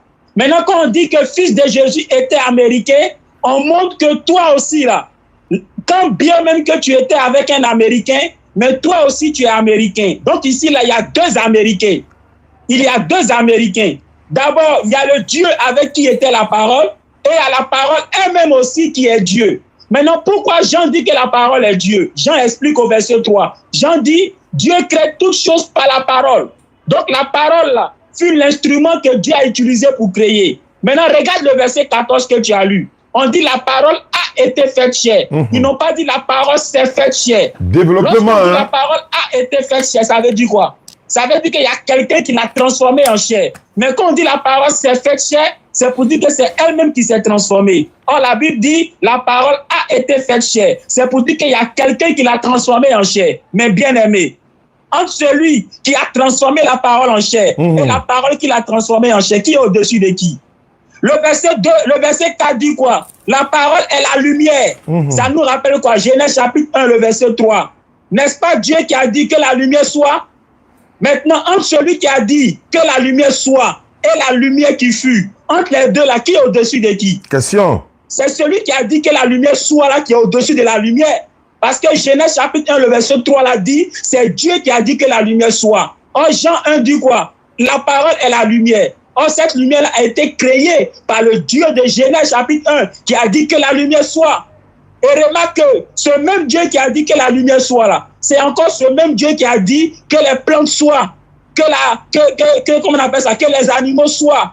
Donc tu vois, que ce soit la lumière, que ce soit les plantes, que ce soit les animaux, ils ont tous été créés par ce même Dieu là qui a dit que la lumière soit, que les poissons soient, que les plantes soient. Tu vois, juste pour te dire que quand on dit que la parole était la lumière, rappelle-toi Genèse chapitre 1, où il est question de Dieu qui a dit que la lumière soit. Donc c'est Dieu qui a créé cette lumière-là. Tu comprends? Maintenant, je reviens dans le thème. Dans le thème, Jésus-Christ a dit quoi? Qu'il serait comme Jonas 3 jours, 3 nuits au sein de la terre. Mais pour que la prophétie se réalise, si Jésus meurt, Jésus ne réalise pas la prophétie de Jonas. Parce que Jonas, 3 jours, 3 nuits au sein du poisson, il n'était pas mort. Demande à ton pasteur à l'église, je suis pasteur aux assemblées de Dieu. J'ai fait le code d'État Acadie. Jonas là, tout le monde qui connaît l'histoire de Jonas là, Jonas n'était pas mort. Il était évanoui. Il était évanoui et 3 jours après, le poisson l'a vomi, il est revenu en lui-même. Jésus dit ça sera pareil pour lui. Donc si Jésus est mort, est-ce qu'on peut dire qu'il a accompli la prophétie de Jonas? Non. Question. Tu fais de Jésus un menteur. Parce que Jésus lui-même a dit en Matthieu chapitre 12 que lui, il va accomplir la prophétie de Jonas. Autrement dit, il sera pareillement comme Jonas au sein de la terre. Car Jonas n'était pas mort, il était évanoui. De même, lui aussi ne serait pas mort.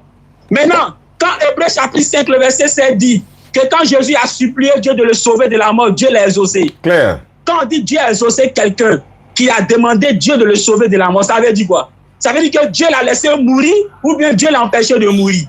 Donc ça veut simplement dire que Dieu l'a empêché de mourir. C'est qui ça? Tu comprends? Maintenant, ce qu'il faut savoir. Qui a monté là-bas? Descends là-bas. Je te donne un enseignement. La Bible n'a jamais dit, pour être sauvé, il faut croire en la mort de Jésus. Paul n'a jamais dit ça. Même l'apôtre Paul. Paul, donne-moi un seul verset où Paul a dit de croire en la mort de Jésus pour être sauvé. Paul n'a jamais dit ça. Mais la Bible dit, il faut croire en Jésus. Croire en Jésus, là, c'est qui est monté ici là? Croire à son enseignement. Il a coupé, hein? Il a prêché la bonne nouvelle. Qui a fait monter qui là? Le docteur de la loi lui a dit, Seigneur, que dois-je faire pour avoir la vie éternelle? Jésus a dit quoi? Jésus lui a dit, crois à ma mort? Non. Jésus lui a dit, tu connais les commandements, pratique les commandements. Donc, ce qu'il faut faire pour avoir la vie éternelle là, c'est de pratiquer les commandements.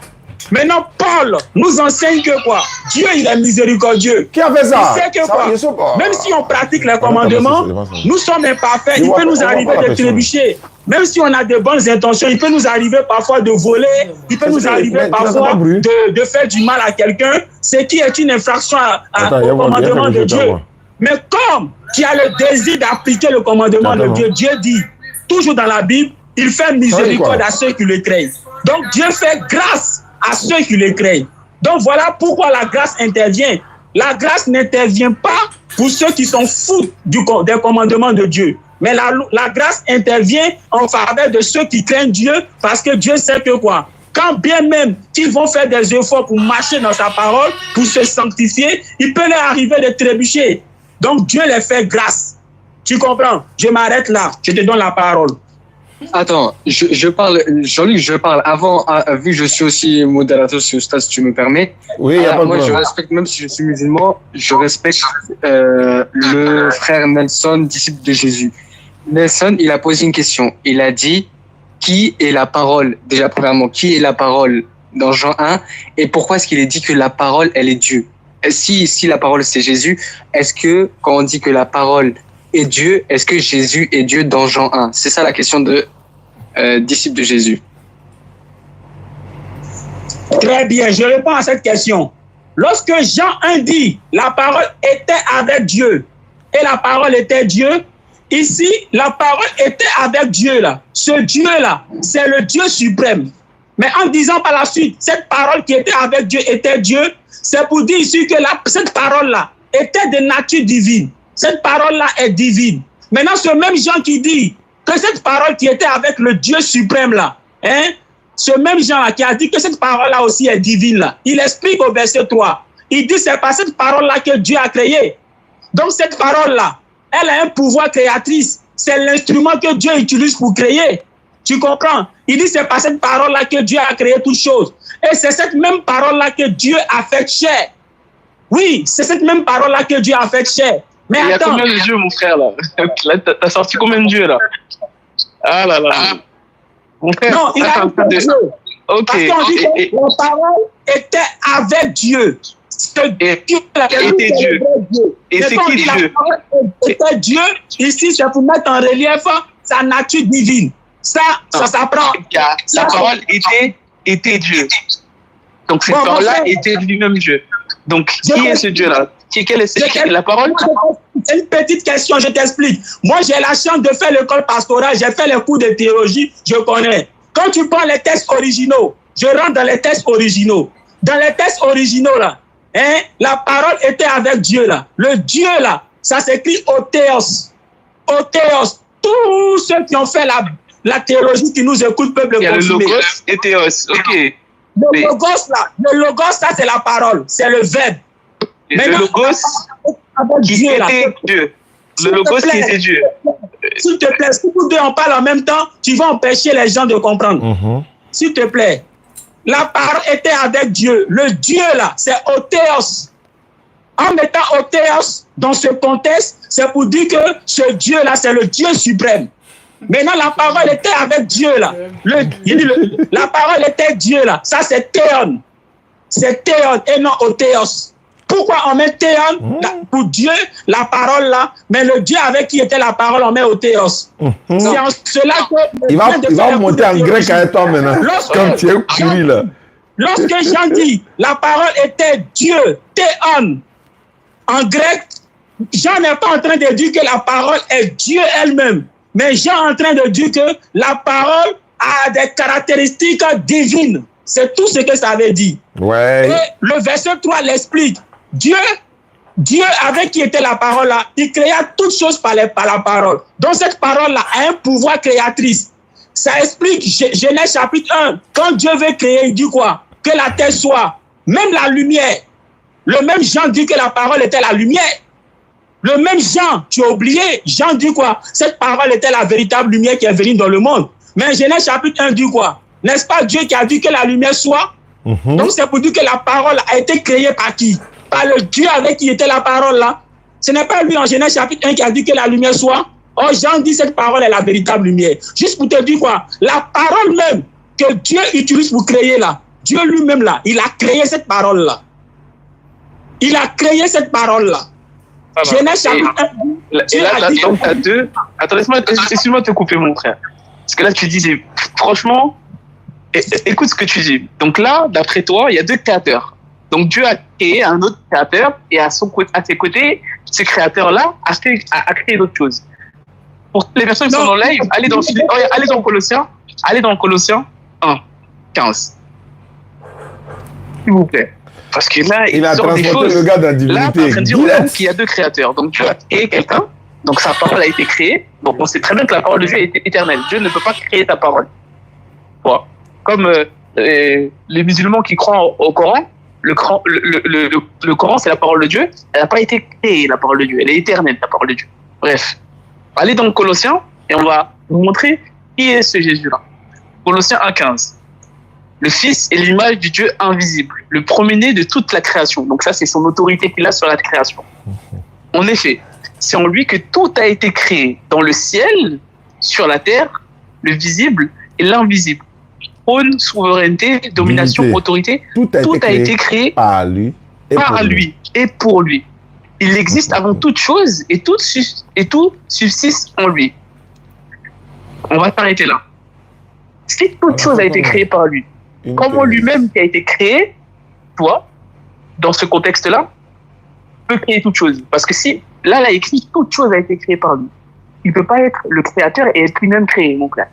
C'est illogique que tu viens de dire. Mais tu n'as pas lu le verset 15. Tu n'as pas lu le verset 15 de Colossiens chapitre 1. Il faut lire le verset 15. Ouais, le Fils est l'image, regarde, le Fils est l'image invisible de l'image du Dieu invisible. Littéralement son image. C'est pour ça qu'il a dit, quand vous me voyez, vous avez vu le Père. Moi et le Père, nous sommes un. Il a réussi à envoyer Jean-Luc là-bas. Il dit, il n'est pas venu vous faire débat, non? Bon, on comprend. Mais ce n'est pas fini. Il faut lire le verset 15 là. Tu as peur de continuer pour voir. Il est l'image du Dieu. Il est l'image du Dieu invisible, le premier-né de toute la création. Il faut continuer. Il est l'image du Dieu invisible. Maintenant, dis-moi, dans la Bible là, Genèse chapitre 1, verset 26. Partagez, likez, tapotez. Likez, s'il vous plaît. Vous likez, s'il vous plaît. 300 personnes.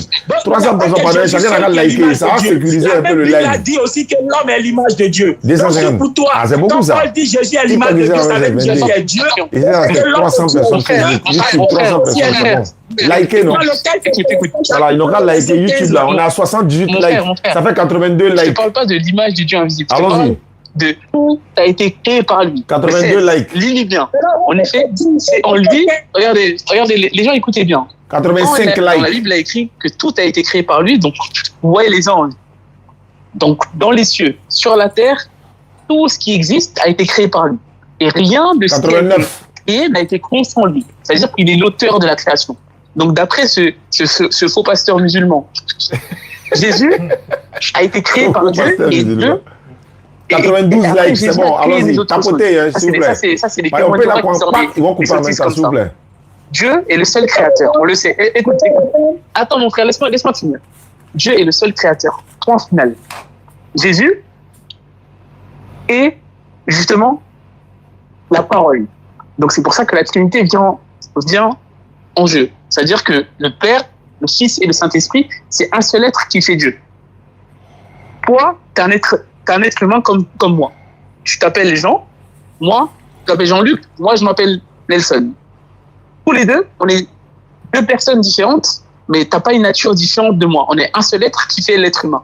Dieu, fait trois personnes. Le Père, le Fils et le Saint-Esprit, qui fait un seul être de Dieu.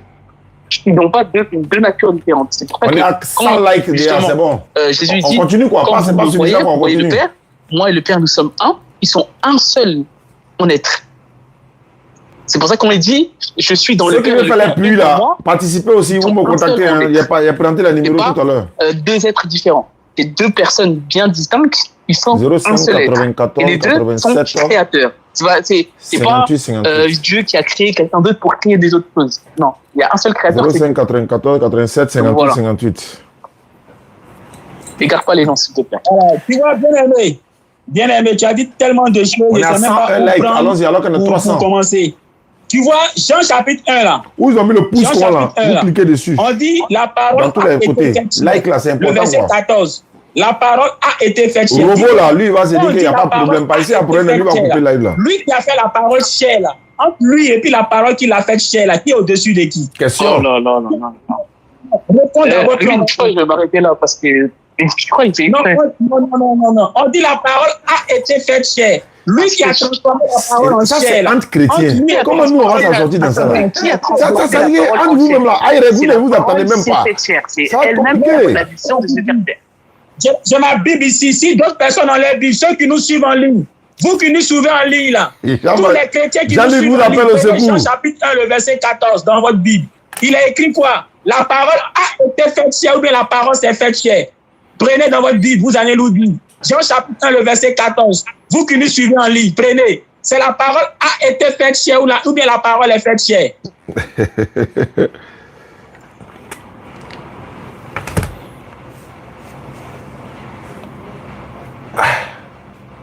On vous écoute, hein. Il nous reste 15 minutes pour me faire l'émission. Il nous reste 15 minutes. Allons-y. Je vais rebondir 5 minutes. Il va rebondir 5 minutes. Et puis peut-être qu'on va se laisser. Donc, ce que je voulais dire, bien-aimé, tu as dit quoi? Tu as dit que Colossiens là, Jésus est l'image de Dieu là. Ça veut dire qu'il est Dieu. Bien-aimé, tu ne lis pas ta Bible. La Bible aussi dit. Oh là là. Si tu es bien-aimé, likez, partagez, et puis voilà. Bien-aimé.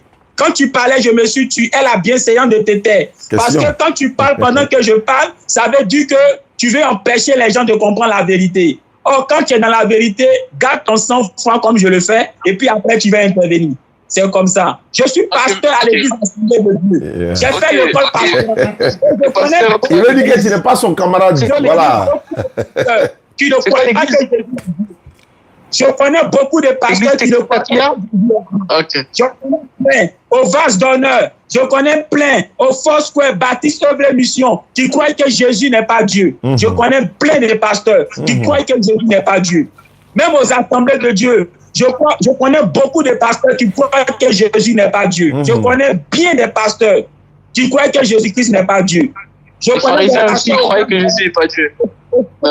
Qui croient la même chose que Jésus n'est pas Dieu. Maintenant, laisse-moi parler, s'il te plaît. Tu as parlé, je t'ai écouté, maintenant laisse-moi parler.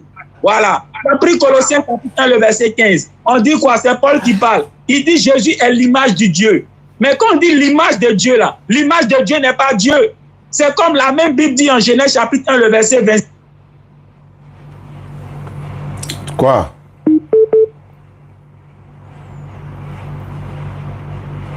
Il va pas me dire c'est coupé?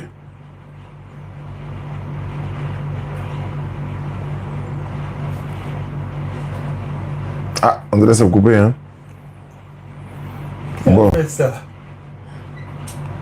Non, le téléphone l'a chauffé, non? Donc, je pense que ça a coupé. Recherche d'Android. On dit quoi? Recherche d'Android, quoi? Bon.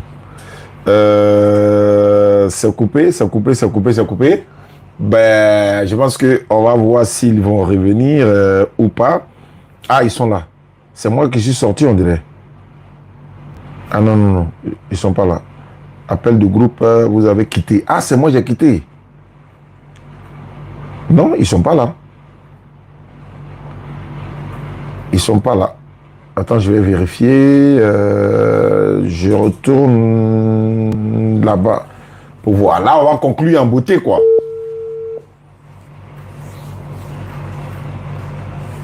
Bon. Non, c'est pas bon. Parce que voilà, c'est pas bon. Je pense que il y a eu un souci. D'accord, c'est pas bien grave, Inch'Allah. En tout cas, merci beaucoup à vous qui êtes restés si nombreux. On va pas relancer ça. On va attendre peut-être demain, Inch'Allah, ou vendredi. Merci à ceux qui nous ont suivis à travers le monde. Voilà, le numéro pour faire les puits et les puits châteaux, ou bien ceux qui veulent s'associer au 15 pour faire les puits, vous nous contactez au 05 94 87 58 58. Voilà, 05 94 87 58 58. Pour ceux qui veulent participer aux 15 personnes qu'on veut sensibiliser ou encore rassembler pour faire le premier puits château. Et ceux qui veulent en faire personnellement, vous pouvez nous contacter déjà. 05 94 87 58 58. L'indicatif de la Côte d'Ivoire, c'est le plus 225. Les chapeaux sont disponibles. Mon petit est là, il est juste en face. Il a fait venir ces chapeaux-là de l'Arabie Saoudite à la Mecque. Donc, il y a le Pashtun qui est là, il y a celui-là qui est là. Donc, c'est ce que je porte en ce moment. Donc, certains avaient besoin de ces chapeaux. Elles sont disponibles au bureau ici. Vous appelez, on va vous donner, voilà, vous pouvez payer la livraison et puis vous venir livrer, Inch'Allah. D'accord. Voilà, c'est quel numéro ils peuvent appeler? 05 pour appeler pour les châteaux, hein, 05, chapeau. chapeau. Pour les chapeaux, là, 05 54 90 71. Hein? 33 à la fin. Il tourne déjà. Hey, Jean-Luc ne parle pas. Jean-Luc ne parle pas. Allô? Oui, salam alaikum, Oustaz. Oui, Jean-Luc ne parle plus, il a arrêté de parler. Non, moi j'étais sorti du live, moi j'étais sorti de la paix, je ne sais pas pourquoi, mais je pense que nous sommes à la... Tu as vu le texte de Colossiens chapitre 1, le verset 15 l'a dit quoi? Que Jésus-Christ est l'image de Dieu. Cette même Bible-là dit aussi que l'homme aussi est l'image de Dieu. Nous sommes à la conclusion, il a attaqué en même temps. Verset 26, Dieu dit faisons l'homme à notre image. Donc il n'y a pas que Jésus dans la Bible qui est appelé l'image de Dieu. Même l'homme aussi est appelé l'image de Dieu. Maintenant, Colossiens 1,15 dit quoi? Jésus-Christ est le premier de toute la création, bien aimé. Même si tu vas à l'église et que ton pasteur te ment en te disant que Jésus-Christ est Dieu, au moins là, tu as un cerveau. Le cerveau là, c'est Dieu qui a créé, c'est pas ton pasteur qui a créé. Donc le fonctionnement du cerveau là, c'est Dieu qui a mis ça dedans, c'est pas ton pasteur qui a mis ça dedans. On a qu'à liker là. En Colossiens 1,15 que Jésus-Christ est le premier de toute la création, ça veut dire quoi? Ça veut dire que Jésus-Christ est la première créature de Dieu. C'est du français que Paul est en train de dire ici. Donc Dieu a créé Jésus, c'est ce que ça veut dire. Jésus-Christ est une créature. Maintenant le verset 16 dit quoi? Dieu, après avoir créé Jésus, par Jésus, il va créer toutes choses. On retrouve la même idée en Hébreux chapitre 1, le verset 2, où ici il est dit que c'est par le Fils que Dieu créa l'univers. Note bien, c'est Dieu qui crée, mais il crée comment? Par le Fils. D'ailleurs, Jésus-Christ lui-même n'a jamais dit que c'est lui qui a créé. Quand tu prends Marc chapitre 13, Jésus-Christ dit quoi? Que c'est Dieu qui a créé le monde. C'est Jésus même qui parle. Il ne dit pas que c'est lui qui a créé le monde. Il dit c'est Dieu qui a créé le monde. Mais attends. Si Jésus lui-même de sa bouche dit que ce n'est pas lui et que c'est Dieu qui a créé, toi tu es qui pour dire à Jésus, pour faire dire à Jésus ce qu'il n'a pas dit?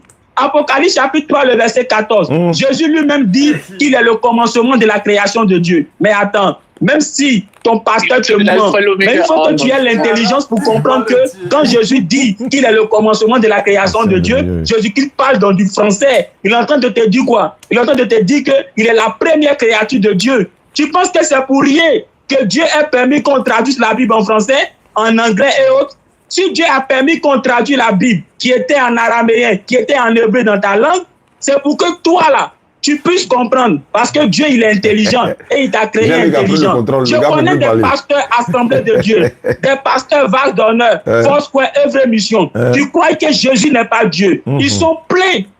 Ils sont pleins. En tout cas. J'en connais plein, même des fidèles.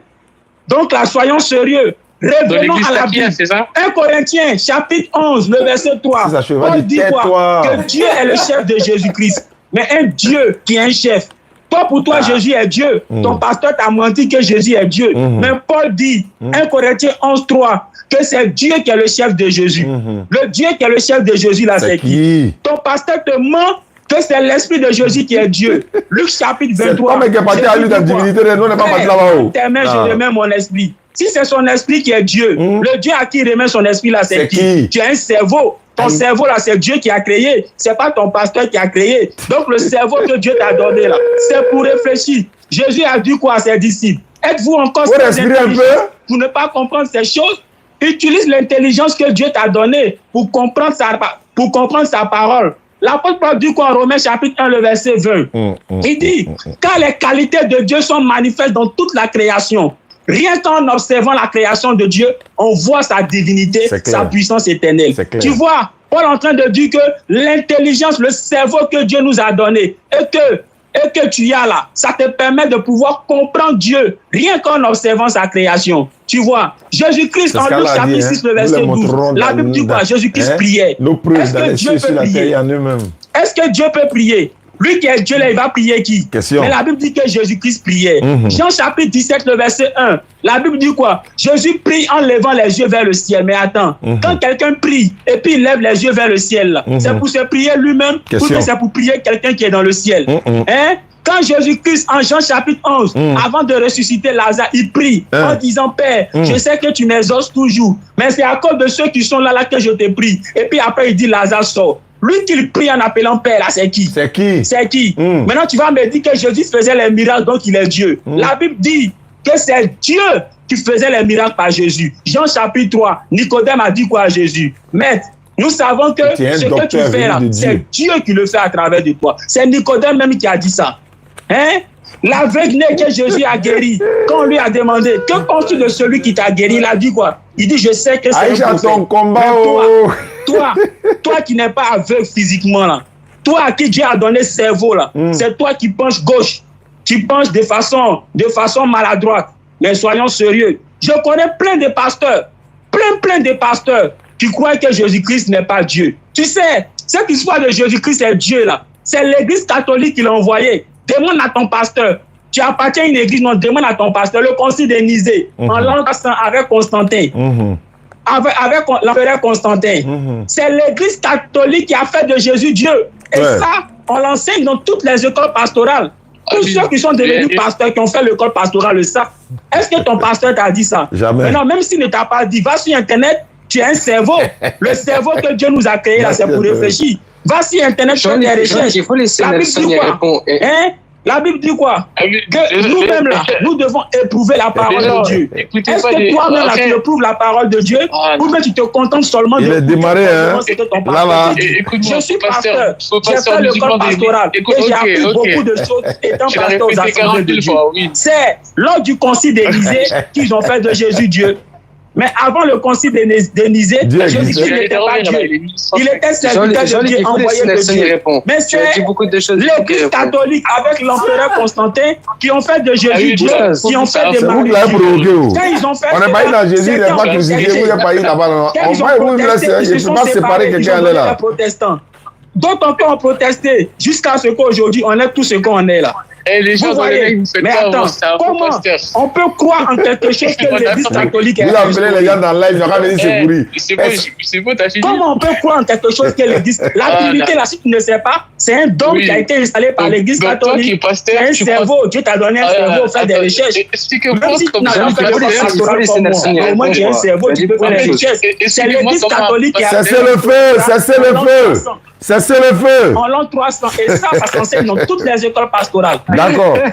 Cessez le feu, cessez le feu. Moi, je sais que ce faux pasteur... Cessez le feu. Non, tous les arguments qu'il a donnés, tu ne pourras pas peut-être relever tout ça. Toi, tu dis que tu n'es pas venu faire débat, non? Donc, il faut le laisser parler, il va t'enseigner. Je suis pas venu, regarde. Voilà, donc, non, je pense qu'on a déjà fini. Toi, tu dis que tu n'es pas venu faire débat, alors qu'on était dans la crucifixion. C'est toi qui as envoyé Jean-Luc dans le thème de Jésus et Dieu. C'est toi qui l'as envoyé là-bas. Donc, il faut assumer. Donc, on a fini le débat d'aujourd'hui. Vraiment, on a appris beaucoup de choses. On a compris qui cache la vérité, qui dit la vérité. Je pense que les internautes et les musulmans et tout le monde, nous avons des oreilles pour entendre. Vraiment, la vérité s'est établie. Et Jean 8,32 dit, vous connaîtrez la vérité vous affranchira. Il y a ce que vous dites, comme Jean-Luc a dit là. Laisse-moi faire la conclusion, s'il te plaît. Tu étais là, tu n'as pas parlé. Tu dis, tu n'es pas venu faire débat. Donc, il faut te taire. Voilà. Donc, tous ceux qui étaient là, ils ont compris beaucoup de choses. Et aujourd'hui, nous avons compris. Toi, tu as dit, non, tu es venu évangéliser. Qu'on a qu'à donner notre vie à Jésus, ceci, cela. On dit, il faut donner un argument, tu n'as qu'à donner notre vie à Jésus. Jean-Luc t'a démontré par A plus B tout à l'heure que Jésus ne peut pas être Dieu. Il a donné toutes les preuves à l'appui. Bon, toi, tu es là, Colossiens. Ok, il n'y a pas de souci. On va remettre ça, Inch'Allah, une prochaine fois, pour que nous puissions nous retrouver. Comme toi, tu dis, tu n'es pas venu faire débat. Il y a des personnes qui m'ont contacté déjà par WhatsApp. Ils sont prêts à affronter Jean-Luc dans un autre thème, Inch'Allah. Quelqu'un a dit fils de Dieu. Voilà, je pense qu'ils sont tous nombreux comme ça qui nous ont contactés. Donc, je rappelle également à tous ceux qui nous suivent à travers le monde. C'était le rappel ou encore le petit poteau de Jean-Luc. Voilà. Aujourd'hui soir, nous étions en train de parler de la crucifixion de Jésus. Dès là, le frère Lionel l'a ramené dans Jean 1.1. Ils sont allés dans la divinité de Jésus. Ça, c'est une affaire chrétienne. Jean-Luc est pasteur. Il le présente tous les jours. Et moi, je prie que tous les chrétiens du monde deviennent musulmans. Et s'ils deviennent musulmans, Inch'Allah, ils seront sauvés. Et moi-même, j'ai échangé ce matin avec quelqu'un qui est au Sénégal. Et voilà, il a dit qu'on va parler du salut. Et d'ailleurs, quelqu'un est en train de se préparer pour nous inviter au Sénégal. Nous sommes en train de préparer ça, Inch'Allah. Et dans la semaine prochaine, nous serons dans un pays africain. Et dans ce pays africain, Inch'Allah, vous allez savoir beaucoup de choses, Inch'Allah. Vraiment, merci beaucoup à Jean-Luc. Merci à le frère qui est en ligne.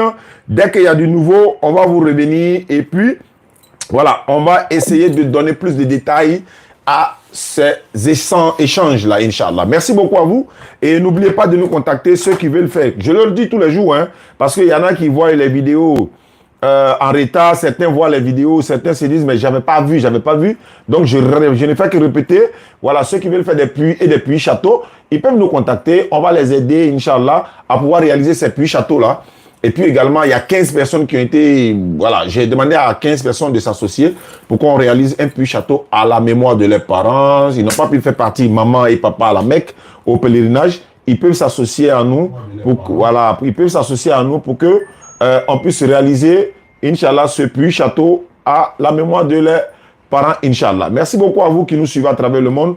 On ne va pas terminer sans passer par notre papa, Aboubacar Konaté. Voilà, le numéro c'est le 05 94 87 58 58. Vous pouvez m'envoyer un message sur WhatsApp, je vous envoie les informations. Et puis vous allez voir tous les détails, Inch'Allah. Ce sont les numéros WhatsApp. Et demain, on se retrouve à l'espace Figayo, le laboratoire Ismaël Aka Oussaz Diané, tous les membres de la DDR nous seront là. Quelqu'un veut faire débat avec la DDR, ils sont les bienvenus. C'est ça aussi la da'wa. Il y a des gens qui sont à l'intérieur ou encore dans des pays.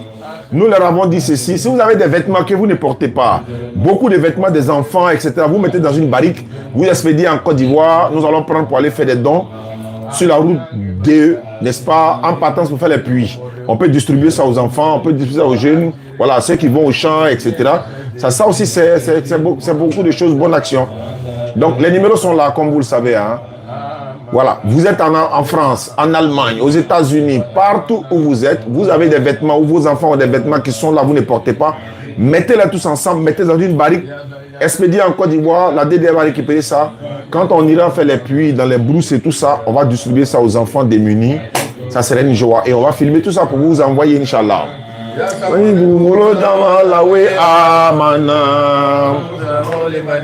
Bima Anzalita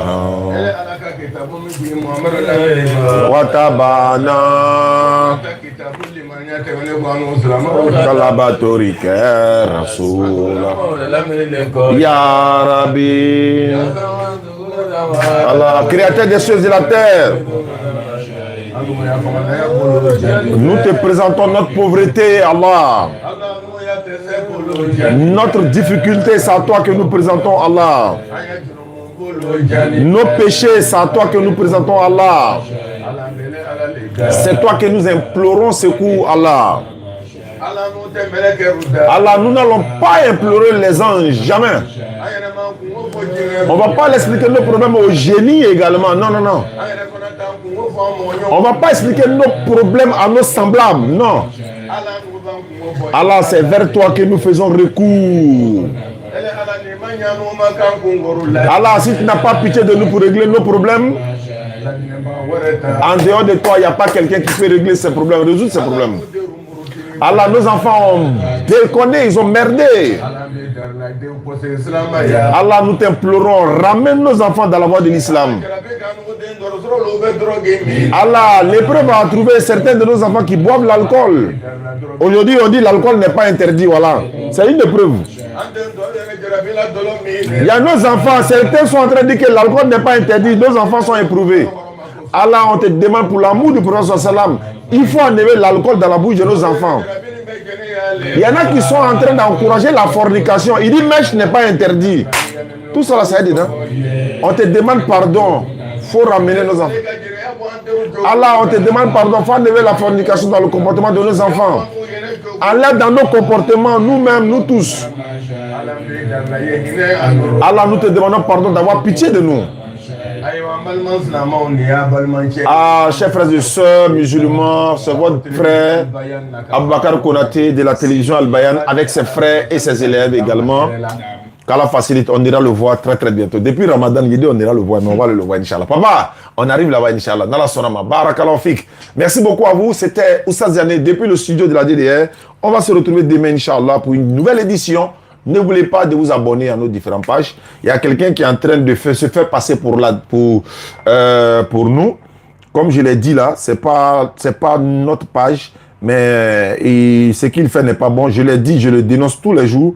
Il se fait passer pour DDR et il prend les vidéos de la DDR, il met ça sur sa page. Il a même mis le nom, se fait passer pour la DDR. Donc il a mis ma photo et c'est pas bon. J'ai dénoncé cela plusieurs fois. Voilà, il a mis le nom d'Awa dans la rue, alors que c'est quelqu'un qui fait des choses qui ne sont pas bonnes. Il n'a pas déclaré ni rien. Et il y a des gens qui l'ont fait. Ils sont allés arnaquer les gens au nom de la DDR. Hein, au nom de la DDS, c'est pas bon. Tu as mis la photo de Oustaz Diané. Tu t'as mis Dawa dans la rue. TikTok, Facebook, YouTube. Tu t'as même mes vidéos. Comme je l'ai dit, nuit et jour là. Il y a beaucoup de personnes qui prennent mes vidéos, qui partagent, qui font ça, c'est une grâce d'Allah. Moi, je reçois les bénédictions. Certains gagnent de l'argent dans mes vidéos, ils vivent de ça. Ça, c'est grâce à Allah. Et moi, je suis heureux que moi, mes vidéos nourrissent des gens. Alhamdulillah. Mais il ne faut pas même ma photo, il ne faut pas même mon nom, comme si c'est moi. Et puis tu vas l'arnaquer les gens. C'est pour salir mon image. Il faut arrêter, s'il te plaît. Il vient te présenter, Oustaz, j'ai pris tes vidéos, j'ai pris ton image. Qu'est-ce que je fais? Je vais te dire non, enlève mon nom, enlève mon image, prends les vidéos. Vidéo là, c'est quoi? Moi, si je suis dans ma tombe aujourd'hui, là, les récompenses qu'Allah va me donner là, est-ce que je sais? À travers les vidéos, des gens vont se convertir. Toi, tu prends les vidéos, tu vis de ça. Moi, j'aurai les récompenses. Mais il ne faut pas te faire passer pour moi. Et de deux, c'est pour arnaquer les gens. C'est ce qui me fait le plus mal. Ils ont arnaqué un gars comme ça, il m'a écrit. Il m'a dit, on lui a dit non, que pour convertir quelqu'un, il n'a qu'à payer 80 000 francs. Qu'est-ce que c'est Oussa Diané qui a dit? Et des gens font passer ici, ils demandent de l'argent aux gens. C'est pas bien. Hein, c'est pas bien. Non, nous, on vient directement. Voilà, il y a tel souci, on vous demande. Mais pourquoi tu prends ma photo, tu mets mon nom, tu mets les trucs, ça veut dire quoi? Il faut arrêter. Je vais dénoncer tous les jours. Ceux qui connaissent cette page-là, vous vous désabonnez, vous signalez aussi la page. Voilà, il a mis ma photo, il a mis les trucs, tout ça. C'est pas bien. Non, c'est pas bien. On n'est pas d'accord pour ça. C'est pas bien. Tu mets la photo, tu mets les vidéos, ça suffit. Alors, est-ce que tu as besoin de moi en photo pour avoir de l'argent ou bien d'avoir de la popularité? Non. Mets toi-même ta photo. Voilà mon petit Abouaka, il est là, Dawar, il est. Il lui a dit, prends les vidéos. Il a mis une photo qu'il veut, il a mis un nom qu'il doit mais il a plus d'abonnés même que moi. Ça fait quoi? Est-ce que tu as besoin de forcément moi en photo?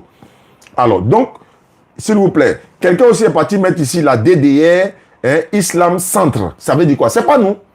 Voilà ça ici. La DDR, Islam Centre. Parce qu'on va construire un centre. Vous voyez? Pourquoi tu mets DDR, Islam Centre? Ça veut dire quoi?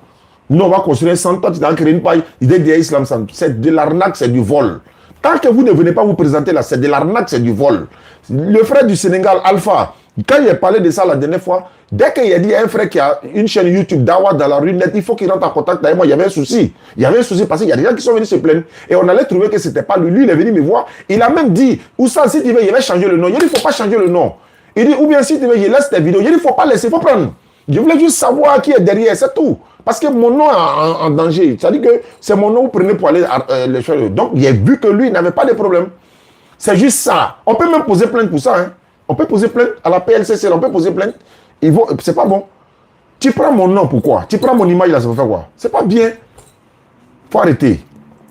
Je vais continuer de dénoncer. On a beaucoup. Le service de communication de la DDR, d'ailleurs, même dès ce soir, je vais leur donner des instructions. Ils vont trouver tout ça. On va dénoncer tout ça là. On va partager pour dénoncer ça. C'est pas bien. Et il y a une page même qui a pris pour dire Ismaël Aka. Et puis c'est de la pornographie qui sont là-bas. Ça veut dire quoi? C'est pas nous.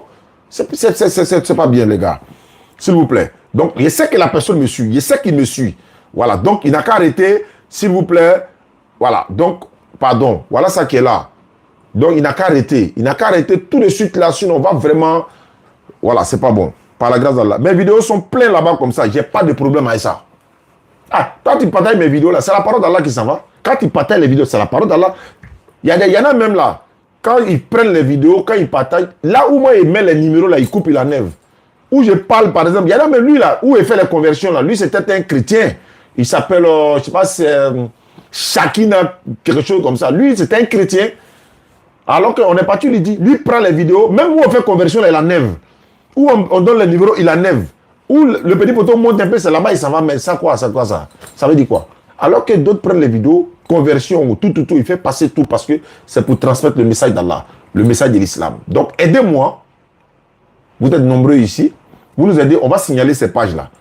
Et ça, je vais continuer à le faire. Tant que la personne ne vient pas se présenter pour dire non, ah, oustaz, c'est moi, désolé, voilà, j'avais fait ça. Il y a un frère qui a fait ça au Bénin.